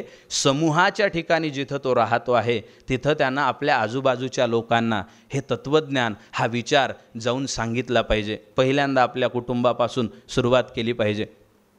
आम्ही नुसतं बोलत नाही. बऱ्याच लोकांना आमचे भाषणं ऐकून असं वाटते की हे भाषण देण्याचे स्पेशालिस्ट आहेत. आम्ही नुसतं बोलत नाही. मी स्वतःचा विवाह 160 रुपयामध्ये केलेला आहे. फक्त 160 रुपयामध्ये विवाह केला ना. मी पती पत्नीनं बसून असा हिशोब केला की किती लागत होते. म्हटलं आपण गरीब माणसं आहो, जास्तीत जास्त 2-3 लाखात आपलं आटोपलं असतं. मग तिनं सांगितलं की 1.5 लाख माझे, 1.5 लाख तुमचे, 3 लाख दोघांचे गोळा केले. आणि 3 लाखाच्या निधीमधून ज्या दिवशी लग्न झालं त्या दिवसापासून आई वडील नसणाऱ्या 4 वर्षाच्या एका मुलाची आयुष्यभराची जबाबदारी स्वीकारली. मला असं वाटते ही छोटी गोष्ट आहे. माझ्या स्तुतीसाठी हे मी सांगत नाही आहे. माझ्यापेक्षा मोठं कार्य करणारे इथं बसलेले असतील. हे छोटी गोष्ट आहे, पण ही गोष्ट आपण आपल्या आजूबाजूच्या लोकांसाठी करू शकतो. करोडो रुपयाचं अन्न जिथं नासाडी होते त्या ठिकाणचे माणसं समाज सुधारणेच्या गोष्टी करतात. आणि गावी दिवाळीचा सण आला परंतु पहावा कुणी राहिला भुकेला घरी असं म्हणणाऱ्या तुकडोजी महाराजांच्या विदर्भामध्ये शेजारचा माणूस भुकेने व्याकुळ होतो. ज्या देशामध्ये मजारीवरती चादरं चढवल्या जातात, चढती ती उस मजार पर चादरे बेशुमार और बाहर बैठा एक फकीर ठंड से मर गया. चादरी चढवल्या जातात पण थंडीनं मात्र जिवंत जातिवंत असणारा फकीर कुडकुडून जर मरत असेल तर आम्ही कोणती भक्ती करतो आहे. आमच्या देवांवरती दुधाचे अभिषेक केल्या जातात. आता नवीन येत आहे, मला त्या प्रकरणावरती बोलायचं नाही आहे. त्या मंदिरामध्ये जाऊन आम्ही अभिषेक करायला लागलेला आहो. पण ज्या देशामध्ये साधं दूध तान्ह्या पोरांना भेटत नाही, चंद्र मागतला नव्हता अर्धी भाकर पोटाले, गोठ अमृताची नव्हती दूध तानुल्या होटाले. ज्या आईच्या स्तनातून दुधाचा थेंब येत नाही ती आई रस्त्याच्या कडेला गिट्टी फोडण्याचं काम करते, आपल्या लेकराला दूध पाजण्यासाठी हतबल होते. त्या देशामध्ये ACच्या खोलीत बसून तत्त्वज्ञानाच्या गोष्टी करून काही होत नाही, तर खेड्यापाड्यामध्ये जाऊन गरिबाचे लेकरं आपल्या काखेत उचलायचे असतात. हे वर्तनातून सांगणाऱ्या राष्ट्रसंत तुकडोजी महाराजांची आज समाजाला गरज आहे. आपण सगळेजण सुज्ञ अशा पद्धतीचे विचारवंत असे लोक आहात. मला असं वाटते तुकडोजी महाराजांचा हा विचार आपल्याला समूहासाठी जगणं शिकवते. तुमचा कोणताही उपक्रम असू द्या, एक छोटा वाढदिवस करतो आम्ही, त्या वाढदिवसाला कुठं साजरं केलं पाहिजे आणि तेही साजरं करत असताना त्या लोकांना देण्याची घाई कमी असते आणि फोटो काढण्याची घाई जास्त असते. मला असं वाटते समाजाला आपण काय देतो याच्यावरती समाज निर्माण होत असतो, उभा राहत असतो आणि त्या दृष्टीनं कार्य करणं गरजेचं आहे. महाराज म्हणतात समूहासाठी प्रत्येकाला झटावं लागेल. त्यांच्या एका भजनात ते असं म्हणतात, आपण आपुल्यासाठी नसोनी जगू मरू समूहासाठी, समूहाचे कल्याण जिथे खरी शांती आपुल्याच दिटी, हे न जयाला कळले त्याचा जन्म फुका गेला, विचारा जाऊनी शहाण्याला. समूहासाठी काम करावं. नेता असेल त्याच्या समूहासाठी त्यानं काम केलं पाहिजे, एखादा शिक्षक असेल त्याच्या समूहासाठी काम त्यानं केलं पाहिजे. आणि या सगळ्यांना आचारसंहिता महाराजांनी दिली. कोणती दिली? त्यांचे प्रसिद्ध वचन आहेत, साधू असावे पण कोणते? भगवे कपडे घालून लोकांना त्या ठिकाणी त्यांची पिळवणूक करणारे नाही. साधू असावे, समाजाला योग्य दिशा देणारे. या देशामध्ये पुढारी असावे, महाराजांचं वाक्य आहे, पण ते सर्वांना सोबत घेऊन चालणारे. या देशामध्ये तत्त्वज्ञ असावे, पण लोकांच्या हिताचं तत्त्वज्ञान सांगणारे. या देशामध्ये कवी असावे, पण राष्ट्र गुणगान गाणारे. या सगळ्यांनी आपापल्या समूहाची जबाबदारी पार पाडली पाहिजे. त्यावेळेला तो नेता असेल, शिक्षक असेल, विद्यार्थी असेल, सामान्य नागरिक असेल, आपल्या देशासाठी काम करेल आणि त्यावेळेला चित्र उभं राहील, ते सुंदर चित्र असेल. महाराज म्हणतात त्यानं समूहाची जबाबदारी पार पाडली. तिसऱ्या टप्प्यावरती त्याला एक महत्त्वाचं काम करायचं आहे. ते साधनं ज्यानं वापरले, त्या समूहासाठी जे कार्य केलं, त्या कार्यातून राष्ट्रासाठी जे काही निर्माण झालं असेल, त्या राष्ट्रासाठी निर्माण झालेल्या नवनिर्माण कार्याची प्रेरणा सतत तेवत राहावी, याच्याकरता प्रबोधन केलं पाहिजे. ही राष्ट्रसंत व्याख्यानमाला विद्यापीठाचा एक प्रोटोकॉल असू नये, त्याच्यातून काही निर्मिती व्हावी याकरता या मंडळींची तळमळ आहे. आणि ते निर्मिती, हे प्रबोधन म्हणजे काय आहे? येथून प्रेरणा घेण्याकरता, कार्याची प्रेरणा घेण्याकरता हा वस्तुपाठ असतो. ते ज्या वेळेला होईल त्यावेळेला एक फार सुंदर अशा पद्धतीचं चित्र उभं राहील. वंदनीय महाराजांनी आयुष्यभर हीच प्रेरणा केली. अनेक दाखले, अनेक उदाहरणं महाराजांच्या जीवनातले आहेत. आपल्याकडे कॉलेजचे सगळे लेक्चर 45 मिनिटाचेच आहेत. काय आहेत 45 मिनिटाचे? मी सिनियर कॉलेजचा जॉब सोडणारा माणूस आहो. मी 1.5-2 लाखावर असतो आता.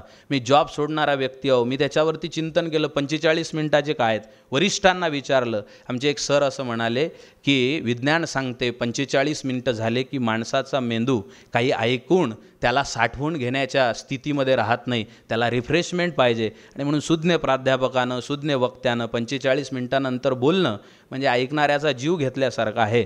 मी ते पाप करू इच्छित नाही. आपण सगळ्यांनी मला शांततेत ऐकून घेतलं. वंदनीय महाराज फार व्यापक विचार आहेत. वंदनीय महाराज हे जगण्याचं तत्त्वज्ञान आहे. ते राष्ट्राला सालंकृत करणारं, त्याचं शरीर सजवणारं तत्त्वज्ञान नाही, त्याला मजबूत करणारं तत्त्वज्ञान आहे. आणि यासाठी आपण सगळे झटतात. पब्लिकमध्ये बसलेले आमचे अनेक जीवस्य या ठिकाणी दिसत आहेत. आमचे प्रमोदजी पठाळे आहेत, आमचे मेहरदादा आहेत, आमचे निनादजी आहेत, ज्ञानेश्वरजी आहेत. या सगळ्या मंडळींसहित आपण सर्वांनी मला ऐकून घेतलं. या विद्यापीठीय कक्षेमध्ये येणारे जे कार्यक्रम असतात त्याला एका गोष्टीला सगळ्या तंतोतंत नियमावली असते. त्याप्रमाणे आपण सगळ्यांनी मला या ठिकाणी बोलावलं, माझा सत्कार समारंभ केला. अजून 3.5 मिनटं माझे बाकी आहेत. आपल्या सर्वांना खूप खूप धन्यवाद देतो. आपल्या सगळ्यांनी वंदनीय महाराज एक वेळ पाहावे. मला दुःखानं सांगावं वाटते, मी गुरुकुंज मोजरीलाही काम करतो. आता मोठी जबाबदारी माझ्यावर आहे, मी सगळीकडे काम करतो. पण दुर्दैवाची गोष्ट अशी आहे, ज्याच्या नावापुढे ग्रामगीताचार्य लिहिलेलं असते त्याला ग्रामगीतेच्या किती अध्यायामध्ये किती ओव्या आहेत हे सांगता येत नाही. ज्याच्या नावापुढे युवा प्रबोधनकार, राष्ट्रीय प्रबोधनकार लिहिलेलं असते, तो ग्रामगीतेची एक ओवी धड म्हणत नाही. ज्याला महत्त्वाची जबाबदारी दिलेली असते की हे महाराजांच्या साहित्यात फार मोठं काम करणारे आहेत, हे काहीतरी चांगलं सांगतील, तो मात्र पुन्हा कॉपी पेस्ट नेमकेपणावर जर येत असेल तर सगळ्यांनी विचार केला पाहिजे. कार्यकर्ते त्यांचं काम करत आहेत. गावातल्या साध्या माणसाला सांगायची गरज नाही, तो त्याचं काम निश्चितपणे करत आहे. आमचे प्रमोददादा आहेत, साधा व्यक्ती आहे, पैसे नाही आहेत जास्त, पण आपल्या व्यवसायातून भेटलेल्या पैशातून विमानतळावर जर कोणता नवीन व्यक्ती दिसत असेल तर त्याला इंग्लिश बोलणारा असेल तर त्याला इंग्लिशची ग्रामगीता देतात. मला असं वाटते ही सध्याची सगळ्यात मोठी देवपूजा आहे. आपण सगळ्या मंडळींनी या पद्धतीनं आपापलं कार्य करावं. आपल्या सगळ्यांना खूप खूप धन्यवाद. विचारपीठाची रजा घेताना वंदनीय महाराजांचे शब्द, निघू दे दिवस मंगल तो बघा या भारता तुझला, जाताना माझ्या वाणीला विराम देताना एवढंच म्हणेल, मैं मुर्दों का हरदम साथी हूँ, मुझसे मुर्दे मिलते हैं। मैं मुर्दों का हरदम साथी, मुझसे मुर्दे मिलते हैं। जब जब मैं अंगार बोलूँ तो जले हुए भी जलते हैं। दोस्तों तुम मेरा इतना सा काम करवा लेना, दोस्तों तुम मेरा इतना सा काम करवा लेना, एक दिया जलवा कर घर को अपने ले जाना। याद रखो ये दुनिया वालों, मैं इस भूमि का बेटा हूँ और देश के खातिर फांसी चढ़ा उस भगत सिंह से छोटा हूँ। धन्यवाद। जय हिंद, जय भारत। देवची पवित्र कायदा त्याचे व्यवस्था सूत्र, देशाप्रती अशा निष्ठेची अपेक्षा राष्ट्रसंतांनी केलेली आहे। देशाला राष्ट्र बनवायचे असेल तर अखिल मानवतेची कास धरली तरच हे शक्य होऊ शकते। मानवी वर्तन हे राष्ट्रविकासाचे मूळ आहे।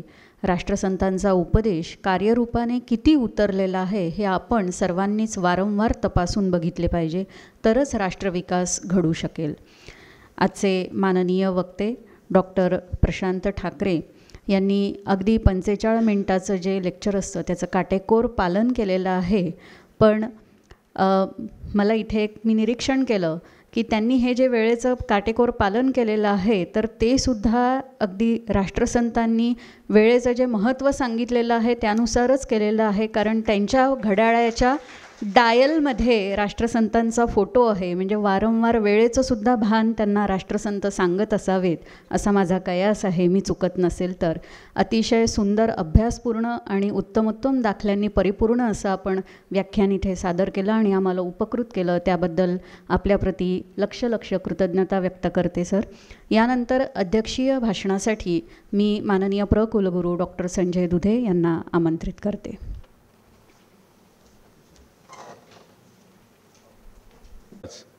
यांना मी वंदन करतो।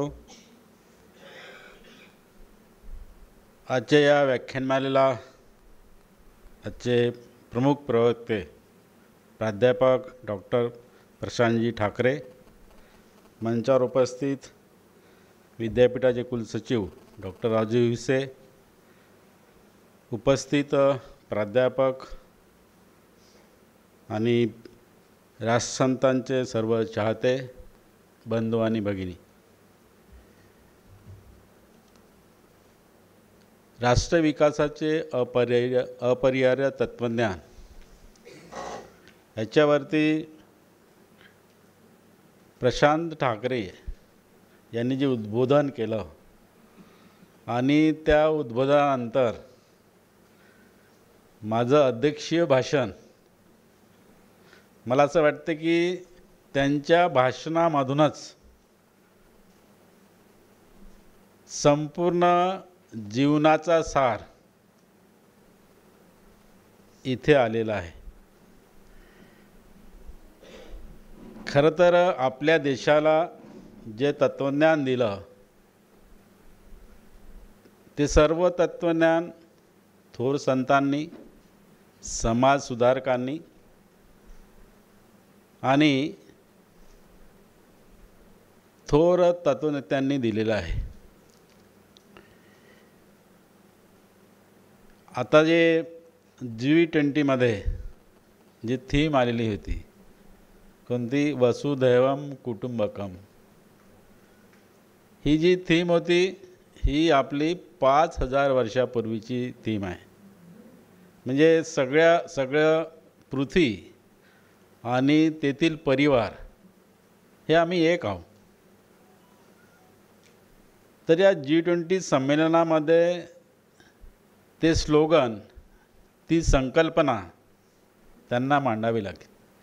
याचं कारण असं आहे, राष्ट्रसंतांनी जो विकास सांगितला होता, राष्ट्रसंतांनी जे तत्त्वज्ञान सांगितलेलं होतं ते मला असं वाटतं ती शाश्वत तत्त्वज्ञान, ज्याला आपण सस्टेनेबल असं म्हणतो, ते शाश्वत तत्त्वज्ञान सगळ्यांनी सांगितलं होतं। आणि महात्मा गांधींनी पण ते सांगितलं होतं की येणाऱ्या काळामध्ये सगळ्या जगाला जर कशाची गरज असेल तर ती चिरंजीवी विकासाचीच गरज आहे।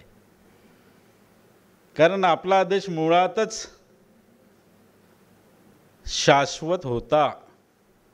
मी काय म्हणतो, जबाबदारीने म्हणतो की आपला देश मुळातच शाश्वत होता, परंतु या सगळ्या मॉडर्नायझेशनच्या नावाखाली, आधुनिकीकरणाच्या नावाखाली काय होत गेले, आपली ग्रोथ होत गेली. आणि त्या ग्रोथमुळे नुसती ग्रोथ झाली, परंतु समतल असा विकास झालेला आपल्याला दिसत नाही. इक्वल डेव्हलपमेंट दिसतो का आपल्याला? कुठेच दिसत नाही. आणि मग आपण सगळ्या देशाची तत्त्वप्रणाली, आम्ही मागे, कोणत्याही देशाच्या आम्ही मागे नाही राहिलो पाहिजे, आम्हीसुद्धा त्याच्या बरोबरीने राहिलो पाहिजे. त्यामुळे आपण नवनवीन तंत्रज्ञान स्वीकारलं आणि आपल्या महान संतांनी, समाजसुधारकांनी सांगितलेलं तत्त्वज्ञान हे आपण काय केलं, तत्त्वज्ञान होतं पण ते बाजूला सारलं. आणि यामुळे जे राष्ट्रसंतांनी सांगितलं की गावाचा विकास म्हणजे कोणाचा विकास? देशाचा विकास. गाव समृद्ध म्हणजे माझं राष्ट्र समृद्ध, गाव समृद्ध म्हणजे माझा देश समृद्ध. ते तत्त्वज्ञान आपण कुठेतरी साईड केलेलं आपल्या दिसतं. आणि त्यामुळे आता जे आपल्याला समस्या येत आहे, प्रॉब्लेम्स येत आहे, ते त्याच्याचमुळे येतं. आणि म्हणून या सगळ्या गोष्टीमध्ये अभ्यास करत असताना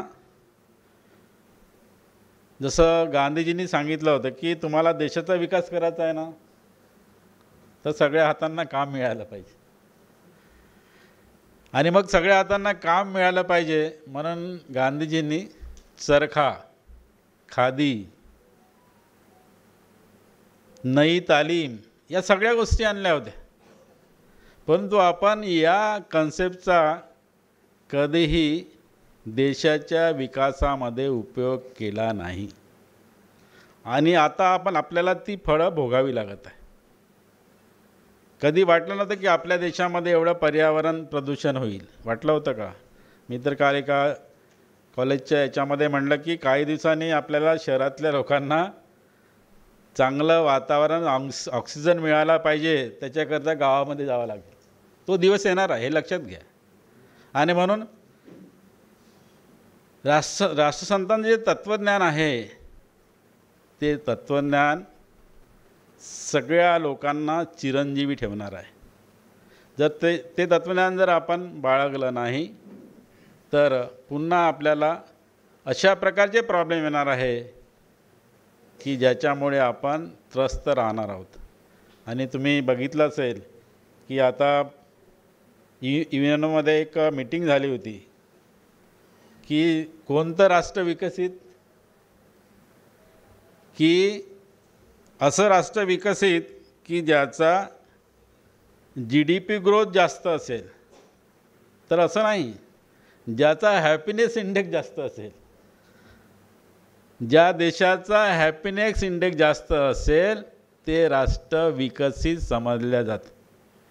याचं कारण असं आहे, सगळ्या देशांनी भौतिक विकास केला, पण भौतिक विकासामध्ये त्याला समाधान दिसलं नाही. आणि हे सगळं समाधान कशामध्ये कोणी सांगितलं आहे? आपल्या ग्रामगीतेमध्ये राष्ट्रसंतांनी सांगितलं आहे. आणि म्हणून राष्ट्रसंतांचं इतकं तत्त्वज्ञान आहे की सरांनी जसं म्हणलं की व्यक्तीच्या वर्तनापासून तर आईच्या किचनपर्यंत, आणि आईच्या किचनपासून तर मुलांच्या संस्कारापर्यंत हे सगळं तत्त्वज्ञान, गावाचं तत्त्वज्ञान, माझ्या राष्ट्राचं तत्त्वज्ञान कशामध्ये आहे? तर ग्रामगीतेमध्ये आहे.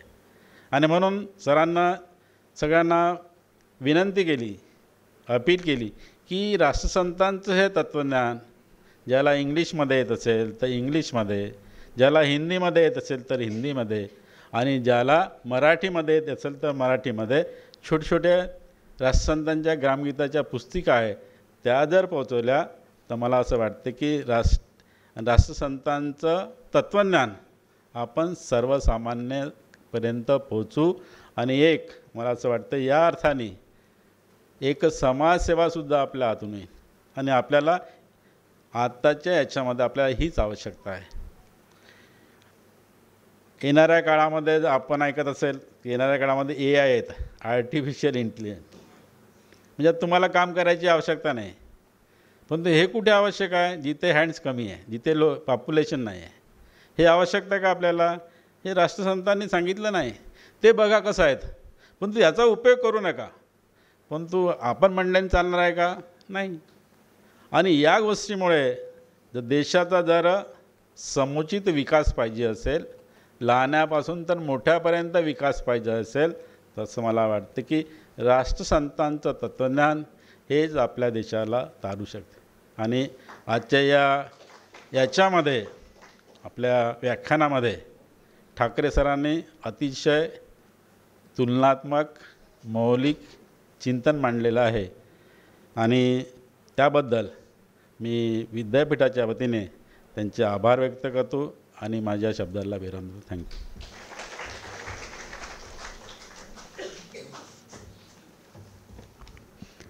मन करारे प्रसन्न सर्व सिद्धीचे कारण या उक्तीनुसार ज्या देशाचा हॅपीनेस इंडेक्स अधिक तो देश समुचित विकास, त्या देशाचा समुचित विकास नक्कीच होऊ शकतो. धन्यवाद सर. यानंतर कार्यक्रमाचा शेवटचा टप्पा म्हणजे आभार व्यक्त करणे. यासाठी मी कुलसचिव डॉक्टर राजीव हिवसे यांना आमंत्रित करते. तुकडोजी महाराज यांच्या चरणी वंदन करतो. वंदनीय राष्ट्रसंत तुकडोजी महाराज पुण्यतिथी निमित्त व्यासपीठावर उपस्थित असलेले आजच्या कार्यक्रमाचे प्रमुख पाहुणे, विश्वस्नेह फाउंडेशनचे संस्थापक अध्यक्ष माननीय डॉक्टर प्रशांत ठाकरे, विद्यापीठाचे प्रकुलगुरू डॉक्टर संजय दुधे सर, अध्यासन प्रमुख थोटे मॅडम व उपस्थित सर्व मान्यवर. आजच्या वंदनीय राष्ट्रसंत तुकडोजी महाराज पुण्यतिथी निमित्त कार्यक्रमामध्ये विश्वस्नेह फाउंडेशनचे संस्थापक अध्यक्ष माननीय डॉक्टर प्रशांत ठाकरे यांनी राष्ट्र विकासाचे अपरिहार्य तत्त्वज्ञान या विषयावरील आपले विचार मांडण्याकरिता विद्यापीठाचे निमंत्रण स्वीकारून आपल्या सर्वांना वंदनीय राष्ट्रसंतांच्या सुविचारावर मौलिक मार्गदर्शन केले, त्याबद्दल मी त्यांचा मनस्वी आभारी आहे. यासोबतच विद्यापीठाचे सन्माननीय कुलगुरू यांनी आपले विचार मांडत मनोगत व्यक्त करून मार्गदर्शन केल्याबद्दल त्यांचेही आभार मानणे मी माझे कर्तव्य समजतो. विद्यापीठाचे माननीय प्रकुलगुरू डॉक्टर संजय दुधे यांनी आजच्या कार्यक्रमाच्या नियोजनामध्ये मोलाचे सहकार्य करून मार्गदर्शन केल्याबद्दल मी त्यांचाही आभारी आहे. विद्यापीठाचे निमंत्रण स्वीकारून आजच्या वंदनीय राष्ट्रसंत तुकडोजी महाराज पुण्यतिथी कार्यक्रमाला उपस्थित राहिल्याबद्दल विद्यापीठ प्राधिकारणीचे सदस्य, उपस्थित सर्व प्राचार्य, सर्व संचालक, सर्व अधिष्ठाता, विभाग प्रमुख, शिक्षक, अधिकारी, कर्मचारी, गुरुदेव सेवा मंडळाचे सर्व सदस्य व सर्व निमंत्रित श्रोत्यांचे मी विनम्रपणे आभार व्यक्त करतो. मराठी विभागातील डॉक्टर अमृता इंदुरकर यांनी व्याख्यानमालेचे सूत्रबद्ध संचालन करून आम्हाला सहकार्य केल्याबद्दल मी त्यांचाही मनपूर्वक आभारी आहे. कार्यक्रमाच्या यशस्वी आयोजनासाठी राष्ट्रसंत तुकडोजी महाराज अध्यासन केंद्राच्या अध्यासन प्रमुख डॉक्टर विजयलक्ष्मी थोटे व त्यांचे सर्व सहकारी यांनी परिश्रम घेऊन उत्तम व्यवस्था केल्याबद्दल मी त्यांचाही सुद्धा हार्दिक आभारी आहे. कार्यक्रमाच्या आयोजनाकरिता प्रत्यक्ष अप्रत्यक्षरित्या ज्यांनी सहयोग दिला त्या सर्वांप्रती मी शतशः ऋणी आहे. धन्यवाद.